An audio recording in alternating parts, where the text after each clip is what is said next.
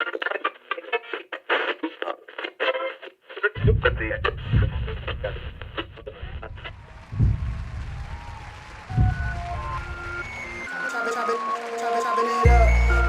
with G and Z. Chopping it up.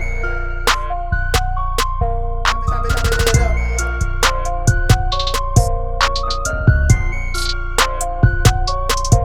Chopping it up. Chopping it up.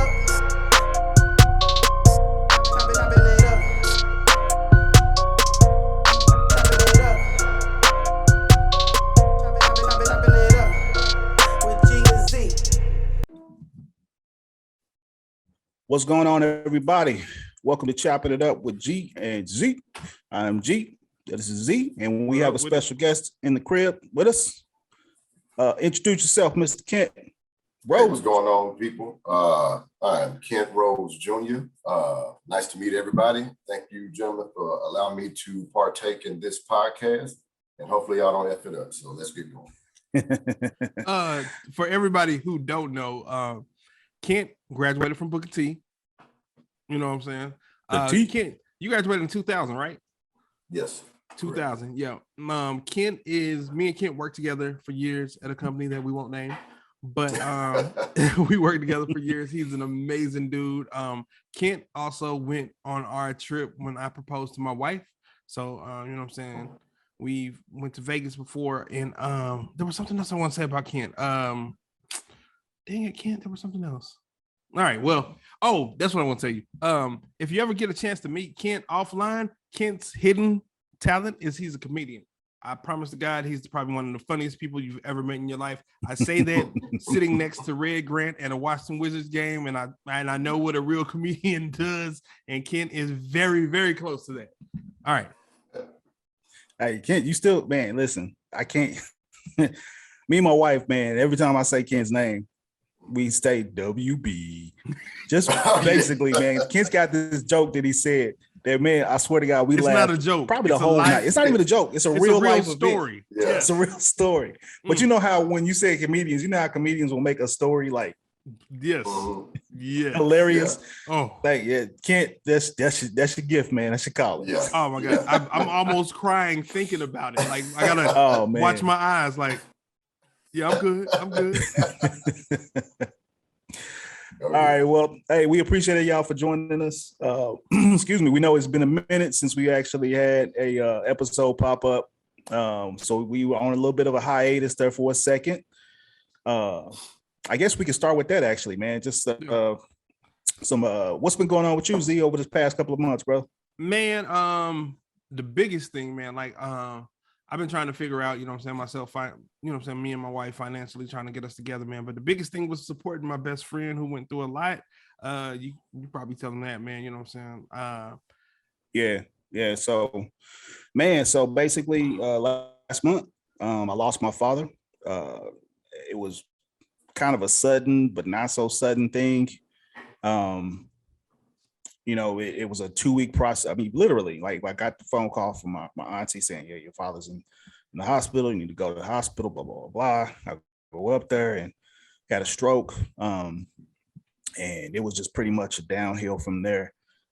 So it was rough, man. It was rough. I definitely would tell people that if you have to deal with death of a loved one and death of a family member is always rough. But I really feel like it's rougher when it's like your parent.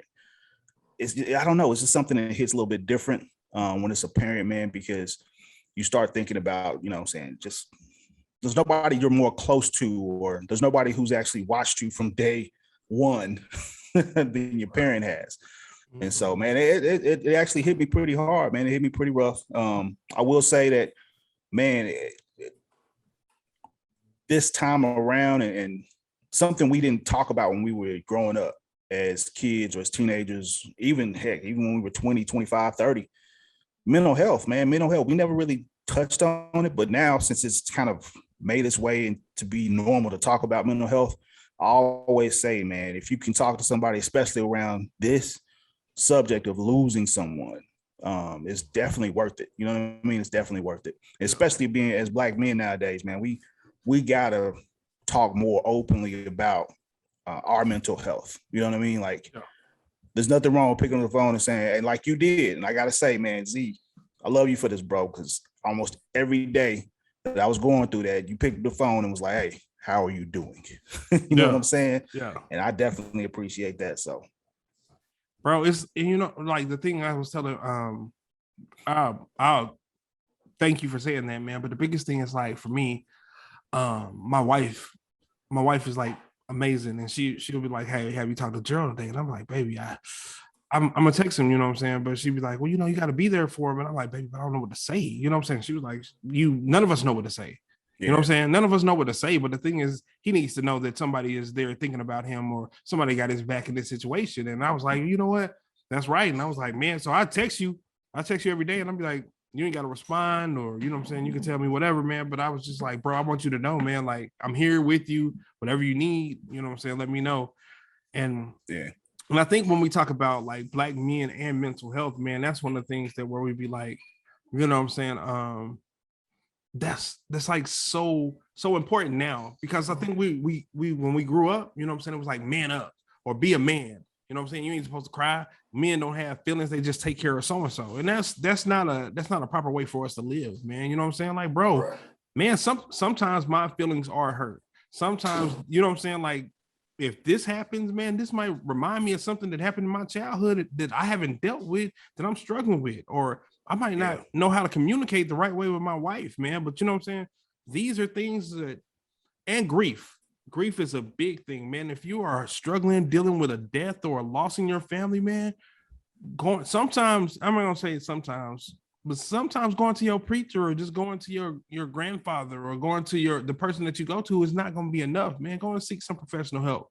Nobody should ever look down at you for that, man. And everybody I know who went to professional therapy has always came out better. I've never known nobody went to therapy and was like, bro, you know, I went to therapy and now I can't get my life together no more. Like I'm crying every day. Like, you know what I'm saying? Like I've never heard nobody have a bad story from therapy. So that's what I would say. Yeah. Right. Kentt, what you think about mental health, man? I mean, I can actually, you know, like speak towards that. You know, when I lost my grandmother a few years ago, you know, that I kind of felt like kind of sent me into a downward spiral, as they say. Surface wise, you know, everything was fine, you know, but you know, when you get to yourself and you really get in your thoughts and, you know, just everything, you know, I think that I definitely would have benefited from reaching out and seeking some type of professional help to kind of express it, because, you know, you think you can go to your mother or you can go to your family, but they could be dealing with it, you know, the same or totally like different, you know. So I definitely agree with the fact of, you know, being able to express yourself, but then also going to an outside source to, you know, really kind of, I don't want to say get closure from it, but to actually deal with it, to be able to move on. Bro, yeah. So like not even to cut you off or nothing, man, but like, so, and just off of what you were saying, man, like one of the things that I struggle with, you know what I'm saying? Like, I've had a lot of people in my life pass away, man. A lot of close people, you know what I'm saying? Like the lady, my auntie who named me, you know what I'm saying? Her name was Sister. Me and her were super close. My aunt Peggy, you know what I'm saying? My Uncle Fidel, whatever. But the thing is, like, so like one of the deaths that was hard, my grandma Coot, who passed away in Miami last year, you know, that was a struggle for me. That's still a struggle for me. Yeah. But one of the things that I always think about is like, so imagine me struggling with my grandma's death or me struggling with my uncle's death, like my Uncle Fidel, and I'm going to ask my daddy to help me. Like, hey, daddy, I'm struggling with Uncle Fidel's death. Like, what should I do? Blah, blah, blah, blah, blah. You're like, well, you know, son, this and that. But at the end of the day, he's still struggling with it too. So it's unfair for me to go to him with all my problems when he's struggling with it too, or me to go to my sister and be like, hey, I can't deal with grandma's death, and she's struggling with it too, or my mom's struggling with it. So I think that's why it's always good to go and get somebody outside of your circle, because people in your circle probably are struggling with the same thing. Yeah, man. I agree with that, dude. I agree with that wholeheartedly. But also, man, you know, it's kind of crazy because just sitting here thinking about it, like it's weird because you're so right, man. When we were growing up, it was like just, you know what I'm saying? Being a man, basically shut up. You know what I'm saying? Like, ain't nothing wrong with you. Get up, man up. You know what I mean? Like that's, and if you really step back and think about it, like that's grooming a whole generation of craziness. Like, yes, bro, that people, really is like grooming a whole generation of men who just like have mental. I mean, because really, man, yeah. you can't. I mean, we were always just told like just suck it up, do whatever, blah blah blah blah.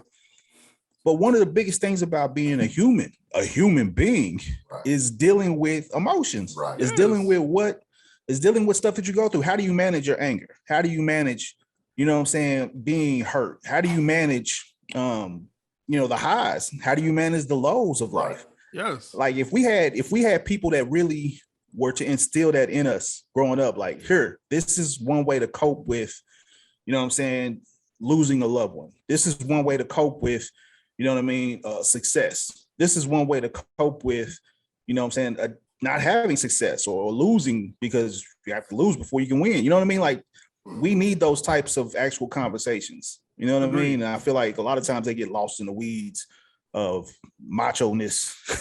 You know what I mean? Yeah, like we gotta be like, bro, like my thing is like I gotta be so much of a man that I can't be like, bro, that hurt my feelings. Like, you know what I'm saying? And I don't have to, like, the thing, like one of the things that I've tried or I've been learning lately is like, bro, I can say that hurts my feelings and not feel like I'm soft about it or like I'm being overly sensitive about it.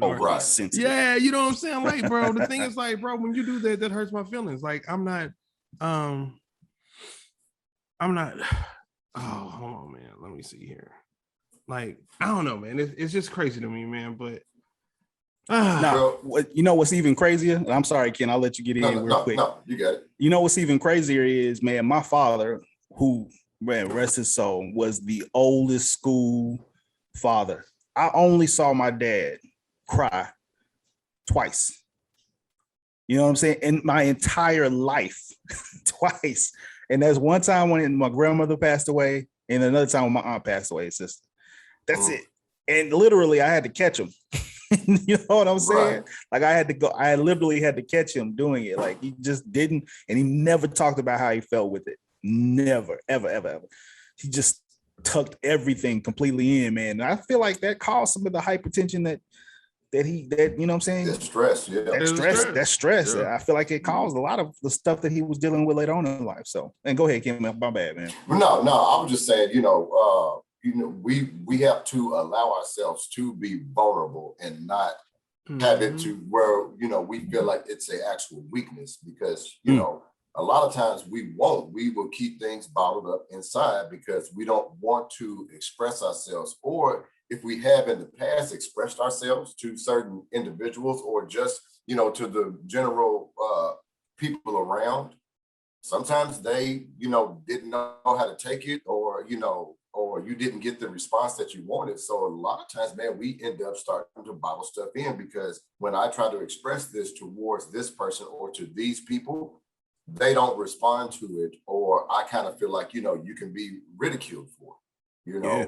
So a lot of times people will just say, you know what, I'm just not going to say anything about how I'm feeling on this because the last time this happened, as opposed to saying, you know what, I'm still going to address it, and maybe I shouldn't address it or speak to it to those type of people, because everybody ain't really going to be prepared or don't even really care that you're actually going through a situation. So that's why, that's what I was saying. It is healthy to actually be able to maybe seek an outside source to get a better grounding on what you're going through. Oh yeah. You can't be telling your business to everybody on that. Right. You know what I'm saying? Like, everybody need to know what's going on with you. Right. So, all right, man. So, man, that's why we've been pretty much gone for the last couple of months, y'all. It's part of life. Death is part of life, but so is living. And man, it's been interesting. It's been an interesting time. All right, man. So basically, man, let's get into some some uplifting to talk about. We got to get into our sports talk real quick. And right now we in that weird time, man, where So there's no basketball going on. Mm-hmm. Football is basically all preseason stuff, which do y'all even watch preseason? I kind of watch a little bit just to, you know what I'm saying? I watch a little bit, but you watch like maybe a drive or two and then you'd be like, all right, cool. Yeah. Man, I'm sorry. I've never watched an NFL preseason game unless it was something that I can't remember actually really watching one. Like, I don't care less. I'm just waiting for the season to start. So I think I would watch back in the day when they have the 4 preseason games. I believe the third game, they would be like the starters. Yeah. And so the starters would play like a full quarter. So I would probably watch that first quarter. And then like the 4th game was like when the people they were trying to cut, they were giving them last chances. So I never watched the 4th game. But I think I would watch that 3rd game, first quarter if I caught it. But I would never like set it on my calendar and be like, this game is coming on tonight and I've got to make sure I watch it. You know what I'm saying? I ain't watching none of yeah. it. Not at all. To you. Hey, so man, we went off before and we got a chance to talk about the NBA championship. So the Bucks actually came through, won the chip. Your boy Giannis Z, got his chip. Yeah. Man, quickly, if y'all could just, what's your thoughts on that, man? Because I have my own personal thoughts on. I actually liked it, but what's y'all personal thoughts on the whole playoffs and the championship with the Bucks winning it? What's y'all thoughts on it, man? Man, I think every every few years it's a weird season, just like when Toronto won the championship. You know what I'm saying? Every few years it's a weird season, man. And one of those teams to jump through, man, it's like breakthrough COVID cases. Like they vaccinated, but they still got it. Like, and that's how I feel. Like the Bucks really had no chance of winning if the Lakers are healthy, if the Clippers are healthy, and I hate even saying that because I hate the Clippers. But if the Lakers healthy, the Clippers healthy, Brooklyn healthy, there's not, or even Philadelphia for that chance. You know what I'm saying? In Philadelphia, if Embiid is not like gassing out because he playing on this, because he wasn't even gassing out before he hurt himself, right? He was balling. Yeah. So my thing is like he didn't gas out until he tore his meniscus. So it's like, I don't know, but. You know what I'm saying? Every year somebody break through and win one. I'm glad he won one. And he won in dominating fashion, bro. Like it wasn't like he won like he was doing a little bit, bro. He was averaging like 38 and 13. Like, bro, he had a 50-point game, bro. I'm like a 50 and a 40, like in the finals. Yeah. In the finals. But you don't think that the Bucks are a legitimate good team, though? I think they're a good team. I don't think they're a championship team. I don't think they'd win a championship team if I don't think they would have won if Brooklyn would have been hurt. Even if let's just say like one of the people from Brooklyn wouldn't have been hurt, like Kyrie Irving or James Harden, they would have lost. And I feel confident in that. Okay. I agree with that. Yeah, I agree with that. I mean, yeah, I'd agree too. I mean, because literally James Harden was out there playing like me. Bro, literally, I was like, James don't look good at all, right? That hamstring got him out there just. You know what? Oh Lord Jesus, I gotta run down the floor. I ain't even going. Everybody, slow down. You know how we used to play, Gerald. You my guy. You try to do a pickup game, and you be like, slow down, everybody. We doing half court. That was James Harden. I honestly like you, my guy, bro. Like so. We don't play, you know what I'm saying? We'll play sports a little bit or we'll do something. And Gerald always all in. Gerald be like, come on, give me the ball. We're going to run these routes. We're going to do this. And I'd be like, Gerald, we old, bro. So I'm honestly thinking James Harden played like me. Like, I'm going to play this game, but I'm not jumping. I'm boxing out. I will not challenge any shot. Let me tell you what I can't do is tear ACL at this age, baby. I ain't got no rehab in me. I don't have it. Yeah, and that's how James Harden looked. James Harden looked like he wanted to run, and then he'd be like, nope, no running for me, baby. That hamstring ain't good. Nope. Yeah. Oh, man. That is crazy. But they won. You know what I'm saying? My thought is like, you win the championship, you deserve it, man. Even Toronto with that faulty year, you know what I'm saying? Last year with the Lakers in the bubble, you know what I'm saying? If everybody ain't feeling the bubble, you know what I'm saying? Like, you win a championship, you win the championship. I don't care what everybody has to say about it. A championship is a championship. And hats off to you for winning one. I was more so kind of shocked of how Phoenix just kind of like the bottom fell out after the first 2 games. I was like, wow, okay, what's going on? Like to win in pretty good fashion, but then to not even, they didn't look like they had a chance after that. Bro, what I'm gonna tell you is Devin Booker scored 40 points in 2 consecutive games that they lost, and nobody else scored more than like 15. And it's not. My thought is, if I'm Devin Booker, like honestly, I done dropped 40 in game 5. I done dropped 42 in game 6, and it was 4 and 5. I'm sorry, game 4 and game 5, and we lost, and nobody else scored nothing. Nobody else scored nothing. You know what? Did y'all see that skit? The dude who be doing the skit when they go back to the locker room, LeBron in the locker room, and he be cussing out everybody.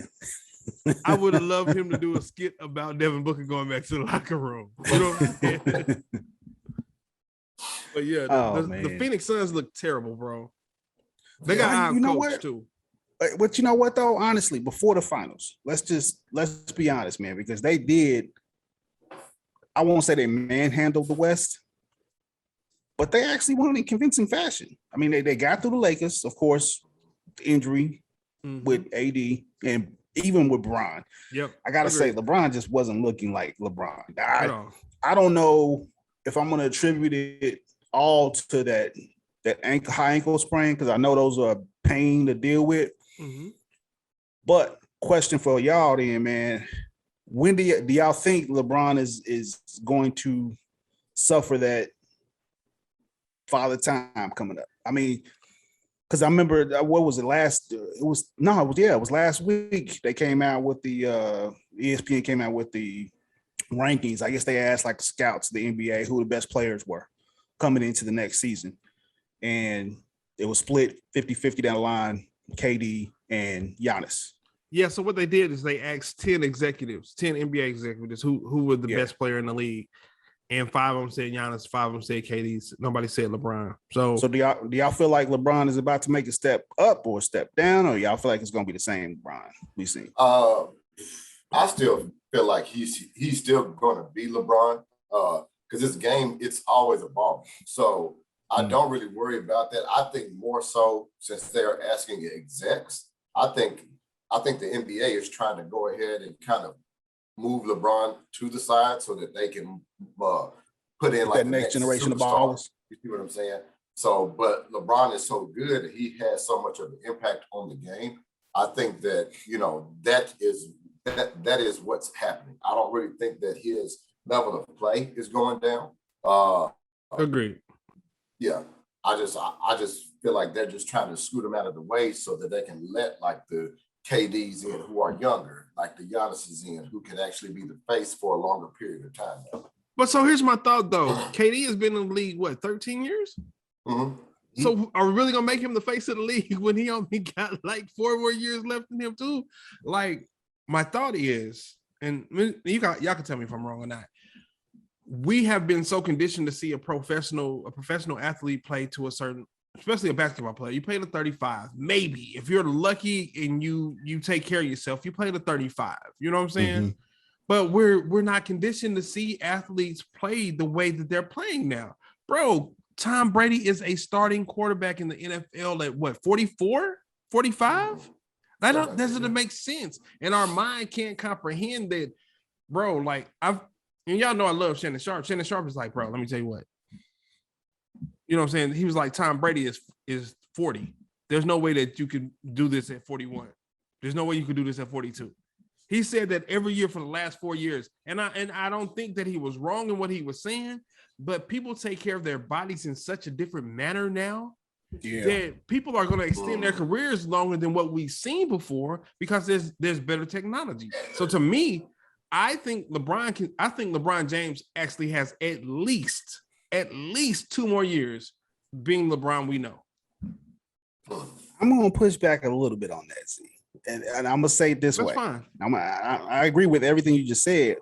Now, when it comes to Brady, I just feel like that's a different story because I feel like Tom Brady, yes, he's shown a different way of being a quarterback that can last up until you're 44 years old. Mm-hmm. You know, he's not super mobile. No, And he's it's not why, Superman. but it's Yeah. widely reported that he spends money on his body. You know what I'm saying? Yeah. But also, Tom Brady don't take hits. Agreed. Tom Right. Brady will get rid of the ball with the quickness, Yep. and I think somebody was talking about it too. Like the way he moves in the pocket is one of the best they've ever seen. The Yeah, way he steps up. Like if slides. he sees where the pressure is coming for, he slide, he whatever, he never And he will takes get rid off, of that ball. and he gets and he'd be like, Yeah, but I gotta say, man, playing NBA is a different beast to me, man. Like, bro, I just feel like your tendons, your meniscuses and your ACLs and all that. I just feel like they can't take stop, start. You know what I'm saying? Like, there's a reason why the NBA player going into like year 18, year 19, it's one thing to just do a regular season and have a summer off, but LeBron went to how many finals in a row? 10? yeah, like 10. Bro, that's unheard of, man. Like, that's Bro. so many miles on your body where I just feel like Agreed. it's gonna catch up sometime or another. Yeah. And I'm just like oh, Bro, here's my I don't- thought though. Here's my thought though. Like, I understand what you're saying, like, but LeBron is very smart in what he does, right? Mhm. And so my only response would be to you is this year when we saw Derrick Rose, Oh, and yeah. and he was hooping for the Knicks, and they was like, hey, you know, after all the injuries, we never thought you'd get back to this, blah blah blah blah He blah. was like, I've been doing this. But what did he say? He said, I had to learn how to play a better way for my body. Mhm. That's giving me the way for me to come back and do this now. I had to learn a different way. And we've talked about it many times. Like when he was young, he was violent in his stops and his jumps. I was like, bro, you're not supposed to do that with your body. And so if you look at that compared to how LeBron James plays, that's where I would tell you that I disagree with what you're saying. I think Okay. LeBron is very conscious of the way he plays, what he does, how he moves. You know what I'm saying? Are you just cool like with I him? said Are with you Brady? But just Yeah, like I I agree. said with And then the Brady, thing is, LeBron spends money on his like $1 million a training. year. He said all the time. And the thing is, the dude from the Hawks dove into his ankle. Like let's not talk about, like, if he doesn't dive into his ankle, bro, like, what are we talking about? Okay, so with that being said, question for both of y'all: would y'all be comfortable with LeBron playing 33 minutes a game? No. Okay, that's all I'm saying, man. He can't keep doing that. His What he career did average this year? is 38, though. His career average is 38. So 33 might be cool with me. I would like to see him at 30. I would like to see him at 28 to 30. You know what I'm saying? If we got Russell Westbrook, man, if we got Russell Westbrook, man, and he's gonna be super athletic all game long, let him do that, man. That's what I say. Okay, I'm glad you just said his name because I was gonna lead into that. Can't know where I'm going, man. What do y'all feel about the Russell Westbrook pickup the Lakers did this offseason? Because a lot of people are saying that's terrible. Some people say it's great. You know, I'm gonna tell you mine, but I want to let you go. Go ahead, Kent. Tell me what you think. Let me start off by saying that, I mean, it makes no sense because it just doesn't look right on paper. And let me also say I love every minute of it because I love Russell Westbrook, and I'm very excited to see how this season is going to actually pan out. Now, when we kind of speak about, you know, Russell Westbrook is 100 miles an hour, everything like that. That's what we say. Is that going to actually like stack up with, or is that going to mesh in with the Lakers style? Because I mean, if you really look at it, LeBron slows the game down a lot. But with Russell Westbrook in there. So I'm interested to see. But I love it. But I'm a Russell Westbrook fan. I feel like, you know, him getting out of DC and being more at home, hopefully it pans out. Maybe he may, you know, change up his style of play. I hate it. I'm gonna tell you, I'm gonna be honest with you. When we talked about it, we have a group text, like me, Joel at the time, man. And the time was like, look like y'all about to get Westbrook. And I said, we better not. You know what I'm saying? And then we got him, and I was like, My only saving grace is they said that LeBron and AD they were like super on board. Like they went to the Lakers and was like, we don't want Buddy Hield, we want Russell Westbrook. Like so they were super on board with it. So my thought is, as much as I don't like Russell Westbrook, you know what I'm saying? I trust LeBron. I trust LeBron and AD to be like, to have the conversations that were had and to say the things that needed to be said. I know you don't go to Russell Westbrook and be like, hey, look, bro, I'm gonna need you to stop taking that whack jumper that you take from the free throw line. And you know what I'm saying? Like, you have to have them conversations with this dude before he comes. Because the thing is, he is so headstrong in what he's gonna do. You know what I'm saying? So my thought is I'm really gonna trust LeBron and AD on this, and having that they had the right conversations and this to work out the right way. I love that we have Carmelo on the team. I love that we brought Dwight Howard back. I love that we have Nunn, Bazemore. Like every acquisition that we have is amazing to me, except Russell Westbrook. So my thought is I'm gonna trust LeBron on that. Man, y'all know if you've ever heard me tell a story or know anything about me, I've been in the Oklahoma City Thunder locker room a few times. My best friend, a time played for them. And I can tell you, every time I met Russell Westbrook, it just seemed like he was like on his own planet. Like he was, it's something, he is like in his own world. Like, you ever meet like I'm gonna say that, but you ever, Ken, I know you ever meet like a rapper, you know what I'm saying? Like a young rapper, you know what I'm saying? And you talk to them and they tell you about their music and everything. And you be like, he really believe everything he say. Like, he is in his own world. Like he's so convincing. And I feel that's how Russell Westbrook is. Like, bro, you be like, what? No, that's all right. Okay. And that's how Russell Westbrook is, man. So I'm gonna trust him on that, man. But I didn't like it. That's what I got. I'm sorry. So, man, a couple of things. And I think I even said this to you, man. I'm going to be counting the number of times LeBron looks at Russell Westbrook the way he looked at J.R. Smith through the season. All right.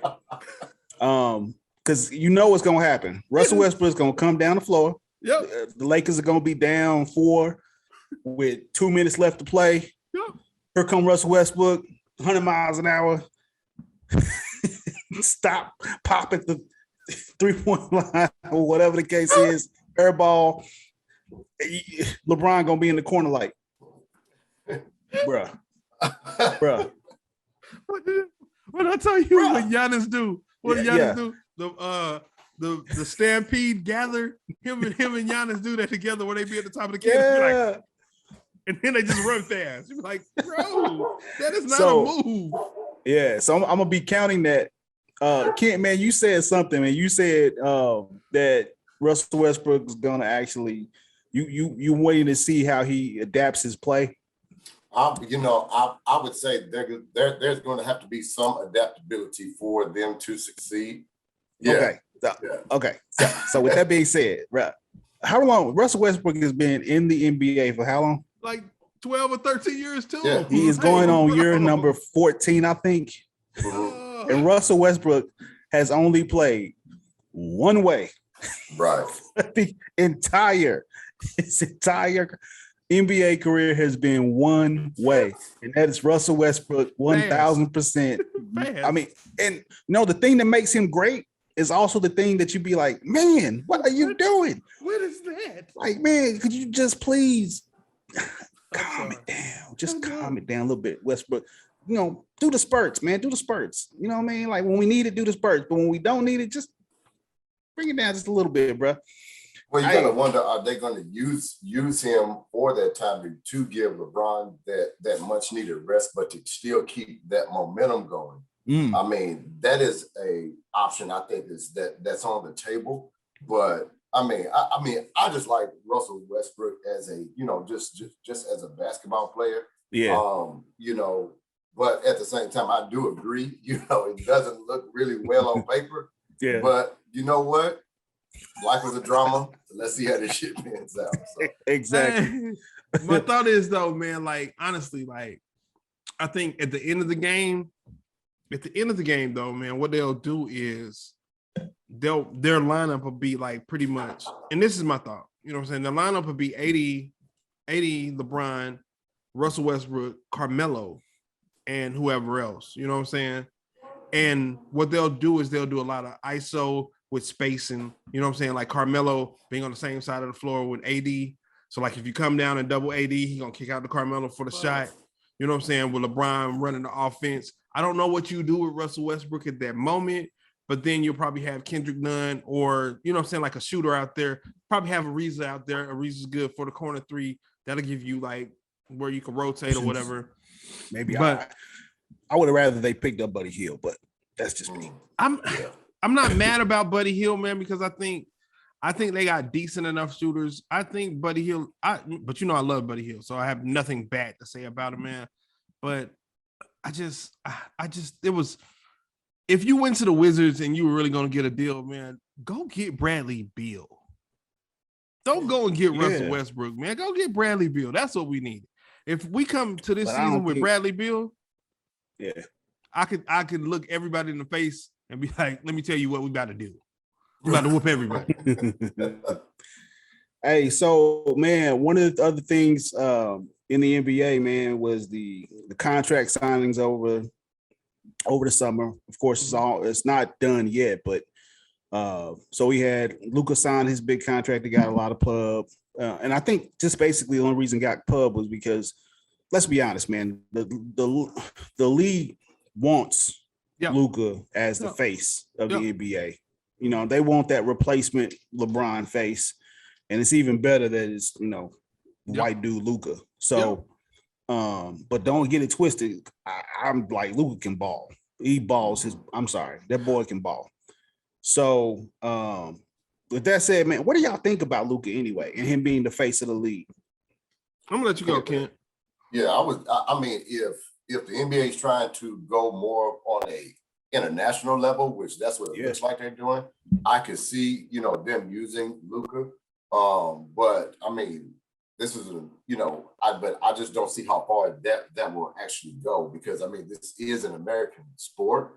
So, you know, and we've always had American players as the face, mainly people of our color, you know, but I don't really know how that is going to actually pan out. I could say he could be the face of the international aspect of it, but I still think you're going to need, you know, an American bred person to be the face of it. Agreed. I think so. My thought is like, and I've argued people down. To me, Luka is the same thing Giannis is. He is great at what he does. He can give you 40 and 15 or whatever, but he's and I'm gonna have to eat my words on it. He's never gonna win you a championship. Then Giannis wins the championship. But man, like Luka shoots terrible. He's not a great shooter. He can't shoot threes. He's like a streaky shooter. He doesn't have a good shot. He can't shoot free throws. He's very ball dominant.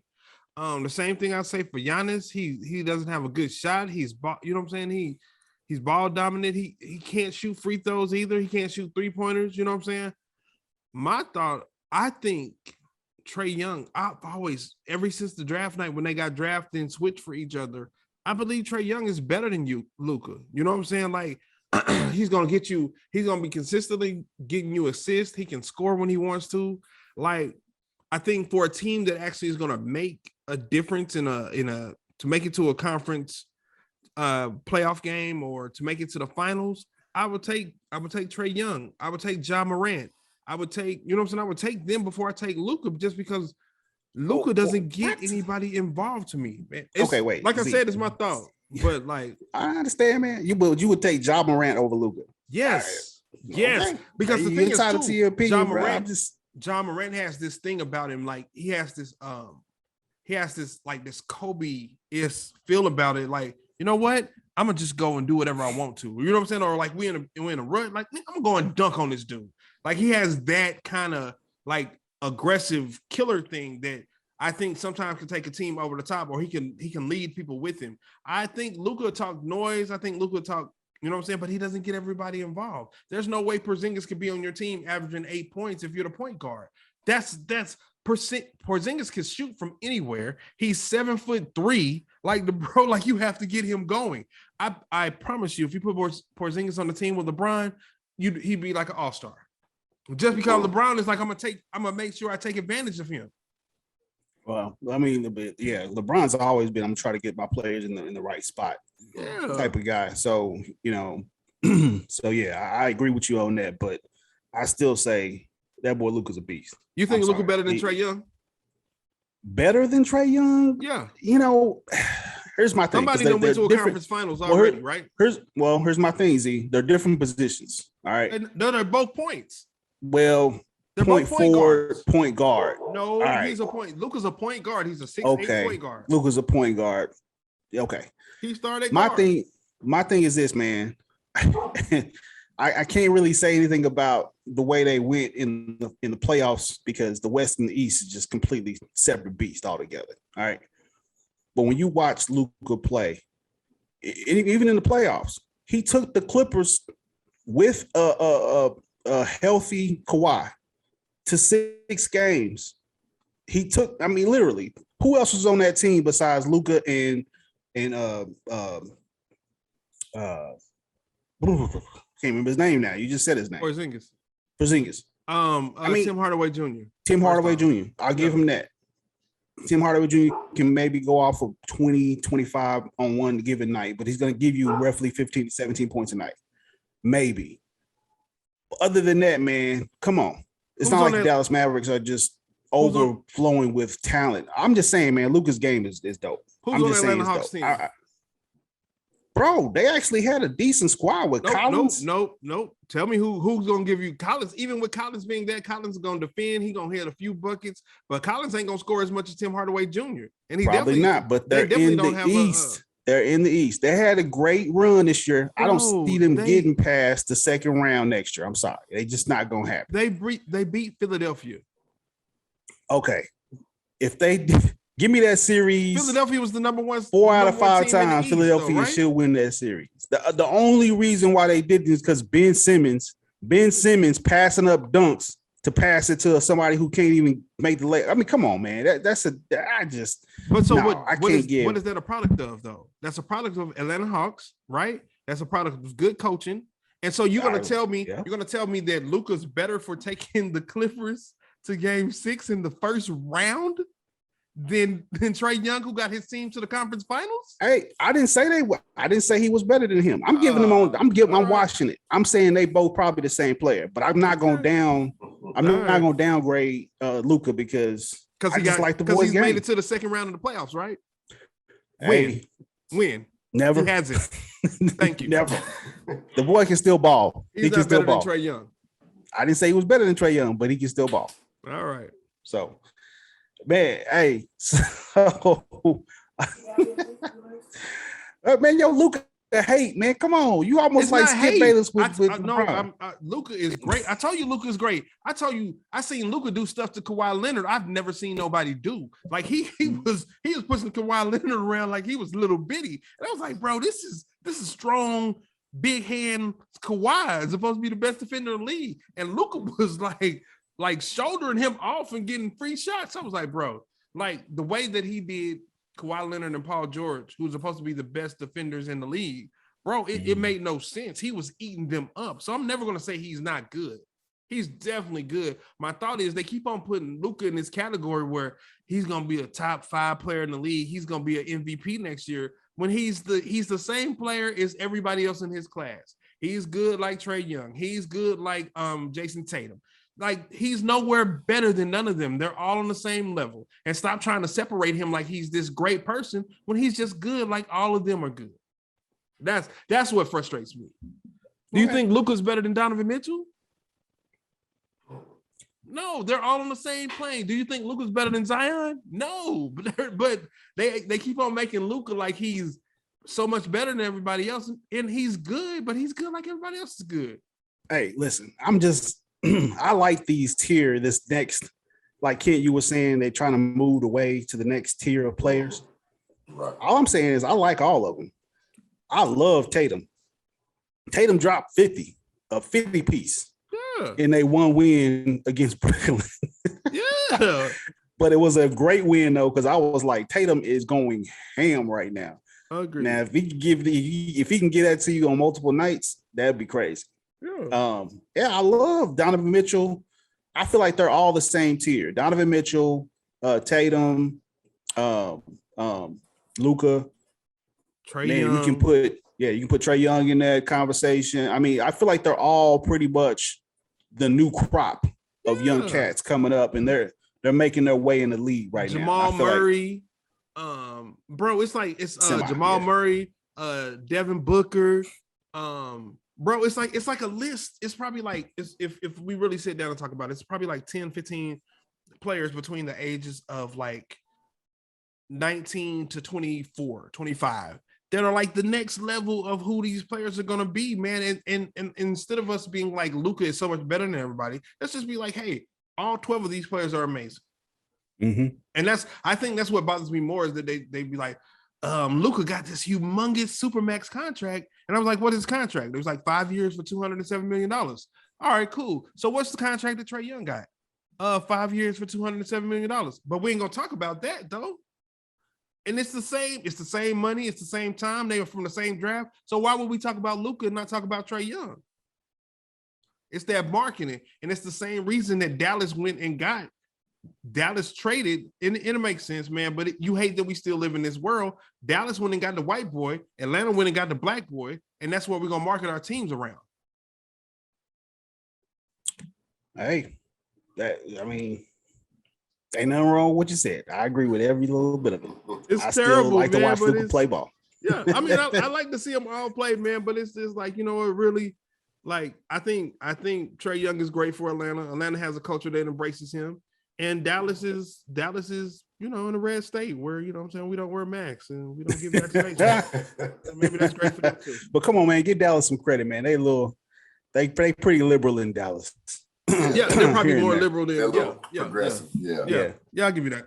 Hey, so speaking of contracts, man, I did have to bring this up, and just a quick note because we got to move on to a different topic, man. But speaking of contracts, the ex-NBA LA Laker point guard Dennis Schroeder. So Schroeder, I don't know if you guys remember this story or not, but Schroeder, last year the Lakers offered him an extension in the middle of the season. In the middle of the season, we offered him an extension of what was it, like 3 years for $80 million, or it was 4 years for 4 years. I believe it was 4 years for $84 million. So 84 million, something like that. It was a pretty nice contract. It would have been roughly about 15 to 18 million a year, something like that. No, it was 21. It was going to be 21 million a year. Yeah, it was 21 million a year. So Schroeder decides to bet on himself because he wanted to go into free agency, and he ended up signing a contract. Since nobody else wanted him, he had to sign a contract with the Celtics, 1 year for $5 million. Y'all's thoughts on that? Hey, he gambled on himself and lost. Sometimes you the bug, sometimes you the windshield. So sometimes you the bug, sometimes you the windshield. If y'all ain't never seen David Arnold Fat Ballerina, go watch it right now. Dude, my thought is though, Kent, man, like, if you ever seen Dennis Schroeder play, man, there's a level. There's only so much he could do. He's not super fast. He doesn't have a super jump shot. He's not gonna go out and get you a consistent 25, 8, and 9. You know what I'm saying? He's like a 15 to 17, like Gerald, what you said, like Tim Hardaway. He'll give you 15 to 17, 4 assists, maybe, you know what I'm saying? Like, he's all right. Right? He's all right. He's not terrible. He's not great. He's all right. Bro, you should have took 4 for 24 or for 84. You should have took that. There is no way that you were going to be. Do you think he's better than Lonzo Ball? No. Lonzo Ball, at the end of the day, what I could tell you is Lonzo Ball is going to get everybody in the right position, and he's going to make scoring easier for everybody. And then on the other end of the court, he's going to stand in front of your 1 or your 2 and really defend them. You know what I'm saying? What is Schroeder? What is he going to do? Yeah, I don't see why even if we take the money aspect out of it, just to be in that situation or to be able to play in that team, that market, I would have loved, like, man, I'm like, okay, yeah, I would have definitely took it. But, hey, that man, you know, he got to live in his own skin. Yeah. He gonna take that 5.9 and enjoy himself. Enjoy. Bro, I know one thing. I'm either firing my agent. I'm definitely firing my agent. I'm firing my maybe it was his cousin. I don't know. But Somebody fire? was telling him wrong. I just don't understand it, man. 80 some million. Here's my thought, though. Okay, cool. Joe, imagine. Honestly, think about this. His agent probably could have been like, bro, this is the best thing we gonna get. Oh, his agent could have really been like, bro, this is the best thing we gonna get. I mean, and I don't know. So I'm never gonna say it, but I keep on hearing people be like, he gotta fire his agent. Like, my thought is though, his agent was like, bro, I got you this deal. You gotta take this thing. Like, nah, player, I'm good, baby. What I'm gonna get is so and so. I'm like, all right. If I was his agent and I told him that, I would probably come out and leak some information and be like, I told that stupid mother. You know what I'm saying? Like, I told him to take the damn thing. He wanted to bet on himself. You know what I think? This is what I think. I'm gonna fire him. I don't want to be associated with him. Yeah, I want him to fire me. You know what I think though, man? I think he was thinking that in the playoffs, he was gonna have like some kind of an amazing series and was going, you know what I'm saying? Like somebody would have been like, oh, bro, yes, we got to get, you know what I'm saying, Schroeder, that's the perfect point guard for our squad, blah, blah, blah. But he didn't do anything in the playoffs. Nothing. So, he did literally. He did literally. He had one good game. I commend him for believing in himself, though. I mean, that's what, yeah. He believed in himself. Kid. Yeah. You gotta believe. Way to point out the positive, Kent. That's true. Yeah, you got to give him that, man. He banked on himself. You know what I mean? Yeah. All right, man. So off of the NBA real quick, man. Another the only other thing that was popping this summer was the Olympics. And I don't know about y'all, but I really didn't watch much of the Olympics at all. Did y'all catch anything? I watched clips. Yeah. You boycotted it. Yeah, it seemed like everything they was doing was like against black people. Like they didn't want black people to wear the swim caps. You couldn't wear Black Lives Matter shirts. You couldn't raise a fist. You couldn't. So I was like, bro, they don't sound like they want black people there. So I'm gonna do them the favor and remove my black stuff from their viewership. How about that? I mean, I watched some of the major ones, like, you know, like the women's, men's, like 100, 200, like 400 meter. But other than that, I did not see who won in the shot put. So it was a black girl. Yeah. Hey, well, speaking of women's 100 meter sprint / whatever, one of the things that made the news about the Olympics was Shakara. I hope I'm saying her name right, man. Shakari. Is it Shakari or Shakara? And you know I'm good for saying names wrong, so I'm gonna go with your gut because I'm gonna go with Shakari. Shakara. Yeah. All right, Miss Richardson. How about that? Bam! Can't get that wrong. She she made, of course, news this summer because they didn't allow her to actually come in because she tested positive for weed in her system, and she had made a comment, of course, that, you know what I'm saying, number one, I don't understand that anymore, like at all. You know what I mean? Like, I mean, I could understand maybe.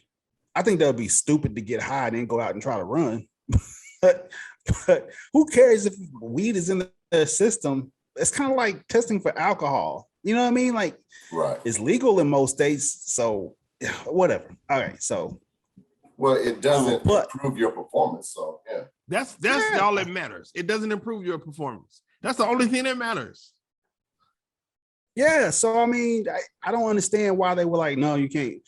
Granted, it's an old system, and they probably are still gonna keep it that way for a while. But she was in the news for that, and then we're gonna fast forward it till, I don't know if y'all saw it, but she competed again in the, I guess, was it 100 meter?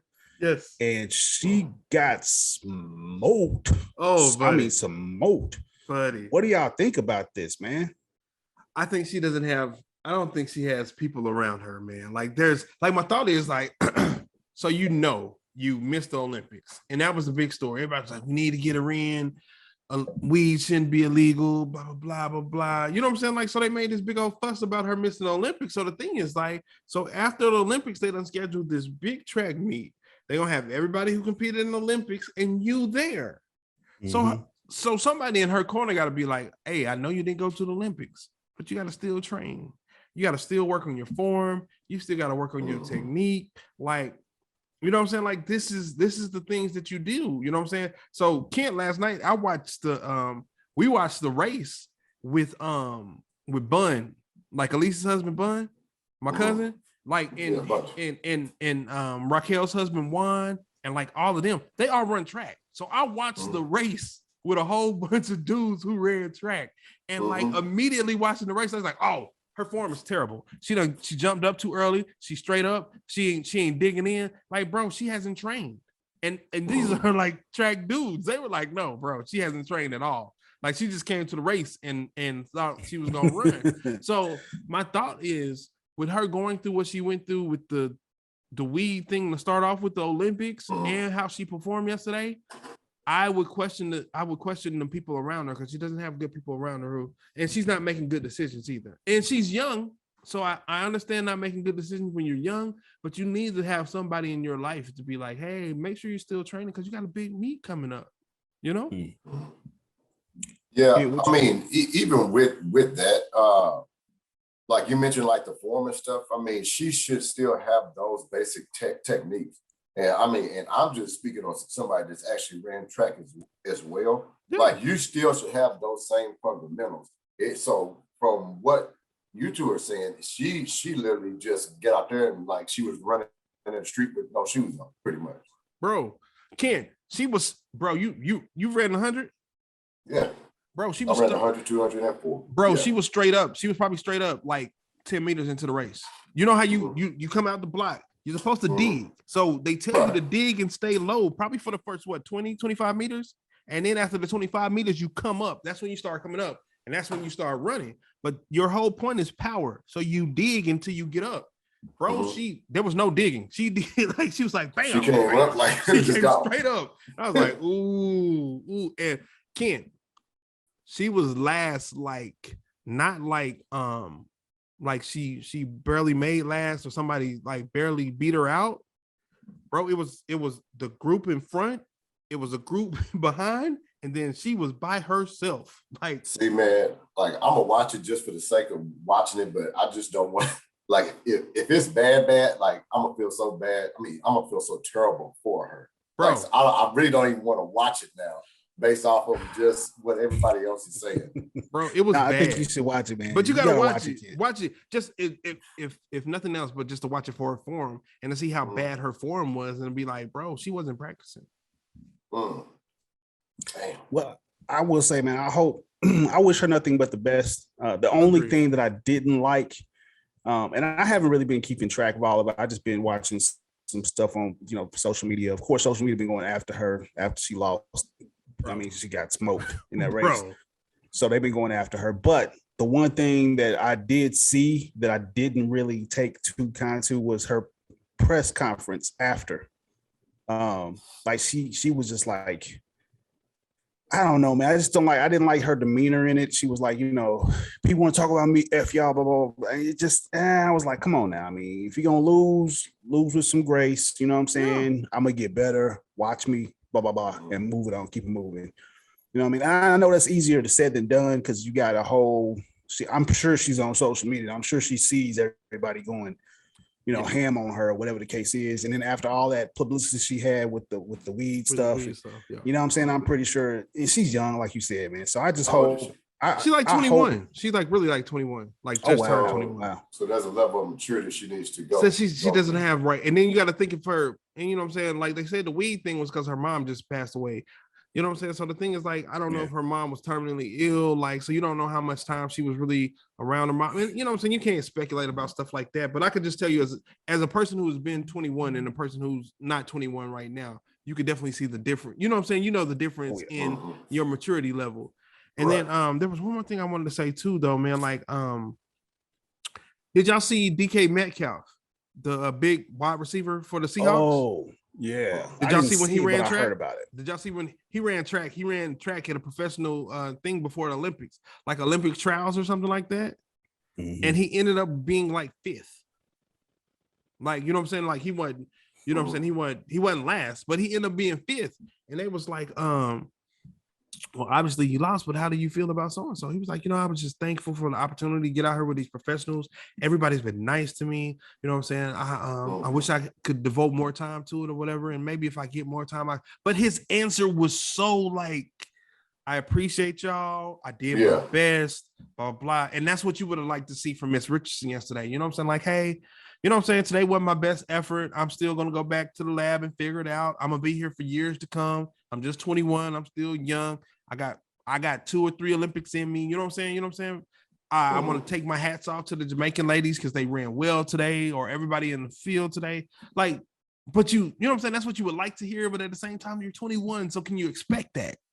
But at the same time, it's where you go back to, who does she have on her corner? You see what I'm saying? Like, if she has those type of people that are hyping her up, because it's one thing to be cocky, but the way that you're making it sound is that like she sounded cocky, but ignorant. Yeah. At the same time. Agreed. Yeah. So let's just hope, maturity rolls up and she you know what I'm saying? I wish her nothing but success. I want to see her succeed. So let's just keep it that way. All right, man. Moving on from the sports world into culture, politics, chop. What we got going on right now, man? So right now, man. Oh, snap. So COVID. Jesus, COVID. Oh my God, COVID. I feel like that's all our podcast has been about. You know what? COVID. I'm so ready to just not talk about COVID. Agreed. You know what I'm saying? Like, I'm just so ready for COVID to be done. Me and COVID just got this relationship where it's like, would you just go on, get out of here? Let's get on, scat. Get out of right here. Now, man. The Delta variant has taken over. I'm sorry. I love these memes, bro. I'm about to say, I'm sorry I'm laughing, but I just see Alicia Keys, like Swiss Beats and his wife. It was like my summer plans, and it said Delta variant, and it was Alicia Keys. Like, that's just see that every time, like, oh. That's terrible. That's terrible. Yeah. So right now, man, and we don't have to spend too much time on this, y'all, but we're in Tulsa, and right now, I believe the last time I checked, the hospitals were roughly at 90-something% capacity for ICU beds. Yeah. It's popping again, and people are going crazy over, mask wearing and all that stuff. Blah, blah, blah, blah, blah. What do y'all think about what's going on with the COVID thing, man? Y'all, like me, just ready and done, ready for this thing to be done with? Yeah, I'm definitely ready for it to be over with. I think that, it's something that we're probably going to have to deal with moving forward for years to come. I mean, because even with the vaccines, it's going to be like another 2 years at least before we actually get the proper data to come back in from it. I was just talking to my brother today, about it. And, it's, as humans, like our body will have to be able to evolve like with this. I mean, like now, like nobody even talks about the flu anymore. You see what I mean? Like, I remember like just a couple of years ago, hey, did you get your flu shot? Now it's like, hey, man, we dealing with a whole nother monster. And I just feel like this is just our new norm. It looks like, I have younger kids. They're in school. I would prefer that my kids did homeschooling, honestly, because especially with the spikes and with this Delta variant actually attacking a lot more, younger people. It's like almost as though, like, what do? You really want to just scream out of just frustration, but you just really just got to keep moving forward. Like, I try to make sure, my kids, immune systems are as up to par as they can, and really just kind of pray over it, man. Because I mean, it's crazy out here, bro. So, man, I know we're gonna keep this short, so I'm gonna try to keep my thoughts together and like as concise as possible. My thought is, man, I'm so disappointed by people continuing to be like, oh, this is a hoax, or you know what I'm saying, we don't have to wear masks, or it's my choice, it's my freedom, that's so and so. Because the thing is, like, so many people have died, and they continue to die. Then you talking about the school thing, and I'm really disappointed by the amount of teachers that I've heard that are not wearing masks, because it's like, what I'm saying? Like you know how the teachers like, we need more pay and we need so-and-so and we're out there, blah, blah, blah, blah, blah. So you see in your mind teachers as being these people to be smart about life. And that's what you want your kids' teachers to be smart, because these are the people that are teaching your kids. And to see that they're saying like it's 50-50, 60-40 on teachers wearing masks now. And it's like, with this pandemic, how does that even make sense? You know what I'm saying? So I think I'm disappointed in that. The kid whole thing, this Delta variant is actually attacking kids. I hate to hear that part. I'm very frustrated in the fact that people refuse to wear masks and get vaccinated, but now they feel cool to go and buy fake vaccination cards. Have y'all heard about that? So people are buying fake vaccination cards to say that they're vaccinated, but they won't take the shot or won't wear a mask. But you are out here infecting people. And then I think the last thing that I really want to say about the COVID, and I'll be quiet, is the amount of governors, Texas, Florida, Oklahoma, the amount of governors who are making these where you can't have these mask mandates and kids can't, the school boards can't require people to wear masks to school. To me, that is such a flagrant thing that they're doing, especially when you hear that your boy, what's his Abbott in Texas just got COVID. And then he was like, he tests once a day. He has a special staff that cleans his office once a day. He has this, you know what I'm saying? Like, the thing is like, bro, you're telling people not to get vaccinated, but you have this next level amount. You have this LeBron James amount of body care, and you telling Billy Bob down the street not to get vaccinated because it's his choice. Like, bro, let's say reckless. Let's say Tom Brady instead of LeBron James. I'm sorry, Tom Brady. Yes. My bad. I'm sorry. No, yo, that was insane actually when I heard about that. And he ended up getting like he got COVID and he ended up getting like some cocktail that Trump got that, you know what I'm saying, high-end medication that nobody else can, the bleach. Anyway, we can actually do bleach inside. Inside. I still can't get over that. The light and the bleach. Gotta get it inside.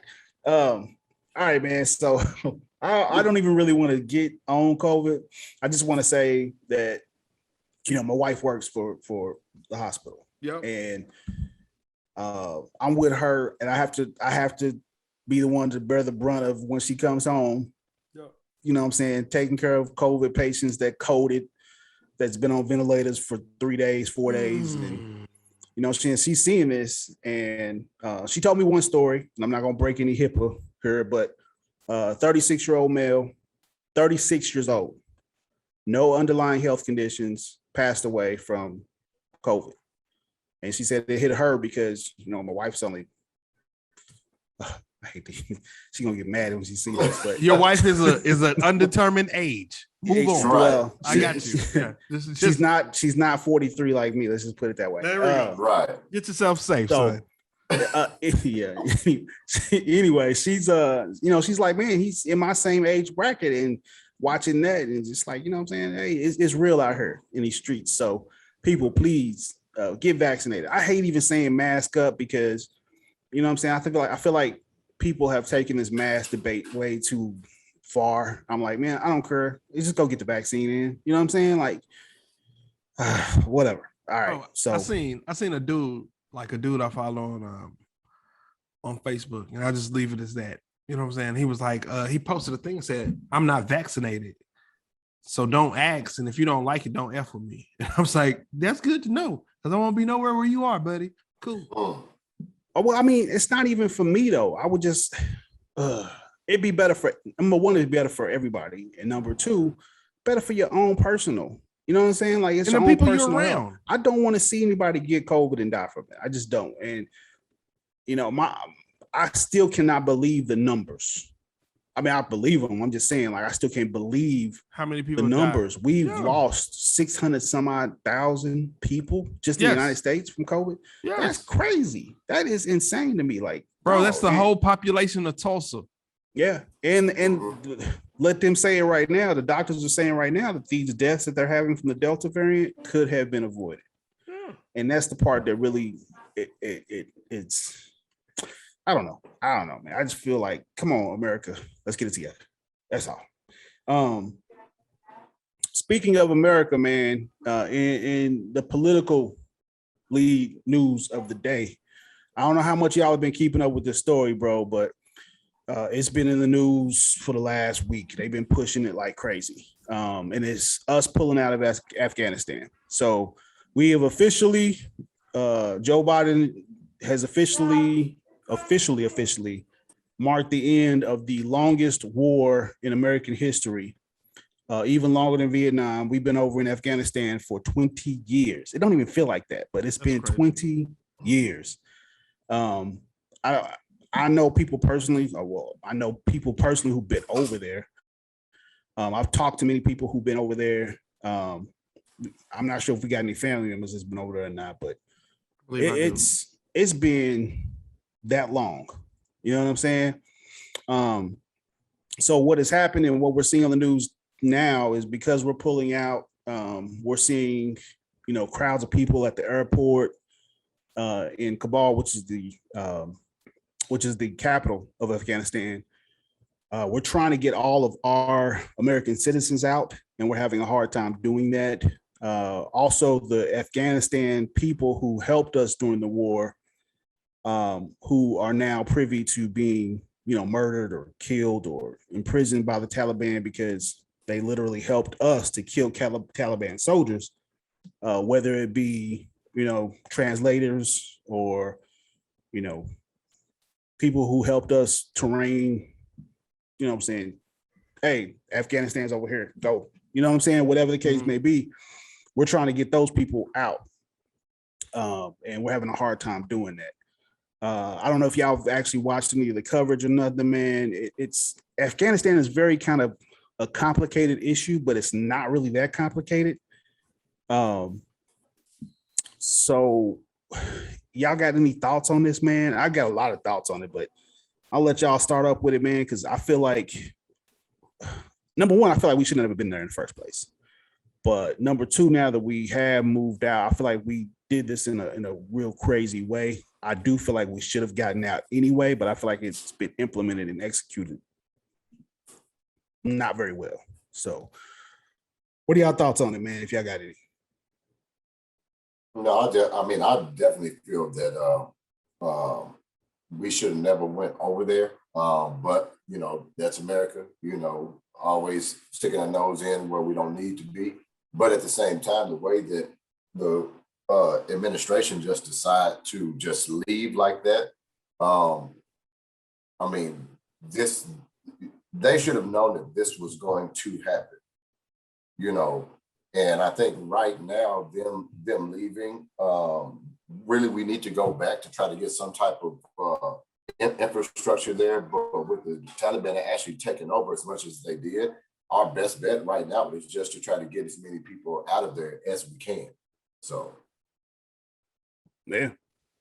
My thought is like, if you wanted to pull people out, you know what I'm saying? Why did we have to make it like a public thing? You know what I'm saying? Like, my thought is like, let's just secretly pull people out. Let's, like, minute by minute, you know what I'm saying? Like, we're gonna move these people, and we'll move these people, secure these people, move these people. So my only thought, and you know what I'm saying? Like, I'm not, like I told you before, I'm not really good on the issue, man. I haven't really been following anything political lately, so I'm definitely not good there, man. But I've heard about the method of the pull out, and that's what to me, that's the only concern I would have. I definitely agree we shouldn't be there, man. We shouldn't have been there, especially that long, man. And you can't take care of a country that, you know what I'm saying? I tell Ken, how many times have we had you know what I'm saying, that conversation with an employee, man? I can't care about your job more than you care about it. And like, my thing is, like, if this country, like, if they're not fighting for their freedom, why would I fight for their freedom? Dude, that's exactly what Biden said when he had his speech about it. And I agree. And what's crazy is, so here's one of the things I got to say about this, man. And we spent trillions of dollars on this war, right? We literally we literally paid to train troops, Afghanistan troops. We paid to prop up an Afghanistan government that, Folded. It folded. It folded within a couple of weeks. Right as soon as we said we're leaving out, it folded. They were expecting the Taliban to take over within a couple of months, but it literally took a week. The Taliban were coming into these cities, and the cats who were supposed to be fighting the Afghanistan, these Afghanistan people who we train, quote unquote, literally was like, "Nah, we ain't fighting. Nah, we cool. Y'all come on." You know what I'm saying? Yeah, I mean, but I feel like it's different though, because I feel like, and I've never been to Afghanistan, so please don't take my word for it. But from what I understand, it's not like they have a one flag type of mentality. Like, I'm the Taliban. This is a country who's always, they call it the empire slayer for a reason, the graveyard of empires. Russia tried to do it. Yeah. Britain tried to do it. Now we try to do it. It doesn't work. And it's crazy, man, because we spent all that money, and I'm still just thinking to myself, why exactly? What did we accomplish? What exactly did we do? 20 years, and I'm like, what do we have to show for it? We killed bin Laden a while ago. I mean, why? What do we have to show for it? We killed bin Laden when Obama was in office. Yeah. Yeah. But I still cannot get a clear answer on what exactly we accomplished in Afghanistan. Nothing. And I think that's the part that I take away. Like, that is just terrible. That is terrible. And I understand why people here feel like, man, we could have used that money for us. You know what I'm saying? You trying to prop up Afghanistan, shoot, use that money for universal daycare. You know what I'm saying? Use that money for healthcare. Use that money for your own people here that are struggling. You know what I mean? Like, I don't know. It's insane, bro. It's insane. Reforming the police departments. Like, bro, there's so much stuff that we could have used them trillions of dollars for. My 40 acres and a mule, bro. Exactly. Man, so I do have a question for y'all, man. What are y'all, and I'm gonna make y'all put y'all foreign cap on real quick. What would be a good reason you think for going to war? If you were like literally in charge, what would be that thing that you would say, okay, I need to send some troops, put them in harm's way. You know what I'm saying? I'm sending somebody's child over here to fight for something. What would that something be? You know what I'm saying? Like, I feel like we've lost that idea of what do you feel like war should be about? You know what I'm saying? Messing with mine. Messing with mine. I mean, you know, like, I feel after 9/11 happened, I felt that was justified to go into war. I think we should have got a little bit more information. I mean, when Japan, you know, attacked Pearl Harbor, you know, I think that was a justification to go into war. I think, you know, some things do need to be preemptive to kind of ward off, you know, any type of attack. So there's different actual reasons, but just to the heart of it, you know, anything that is, you know, I treat it as though, you know, if you try to come into my home and take, rape, and pillage, then yes, we're definitely going to war. To me, man, my thought is, like, I think war should, like, I agree with you, like, you know what I'm saying, when Japan attacks Pearl Harbor, we need to go to war. Like, you know what I'm saying? My thought also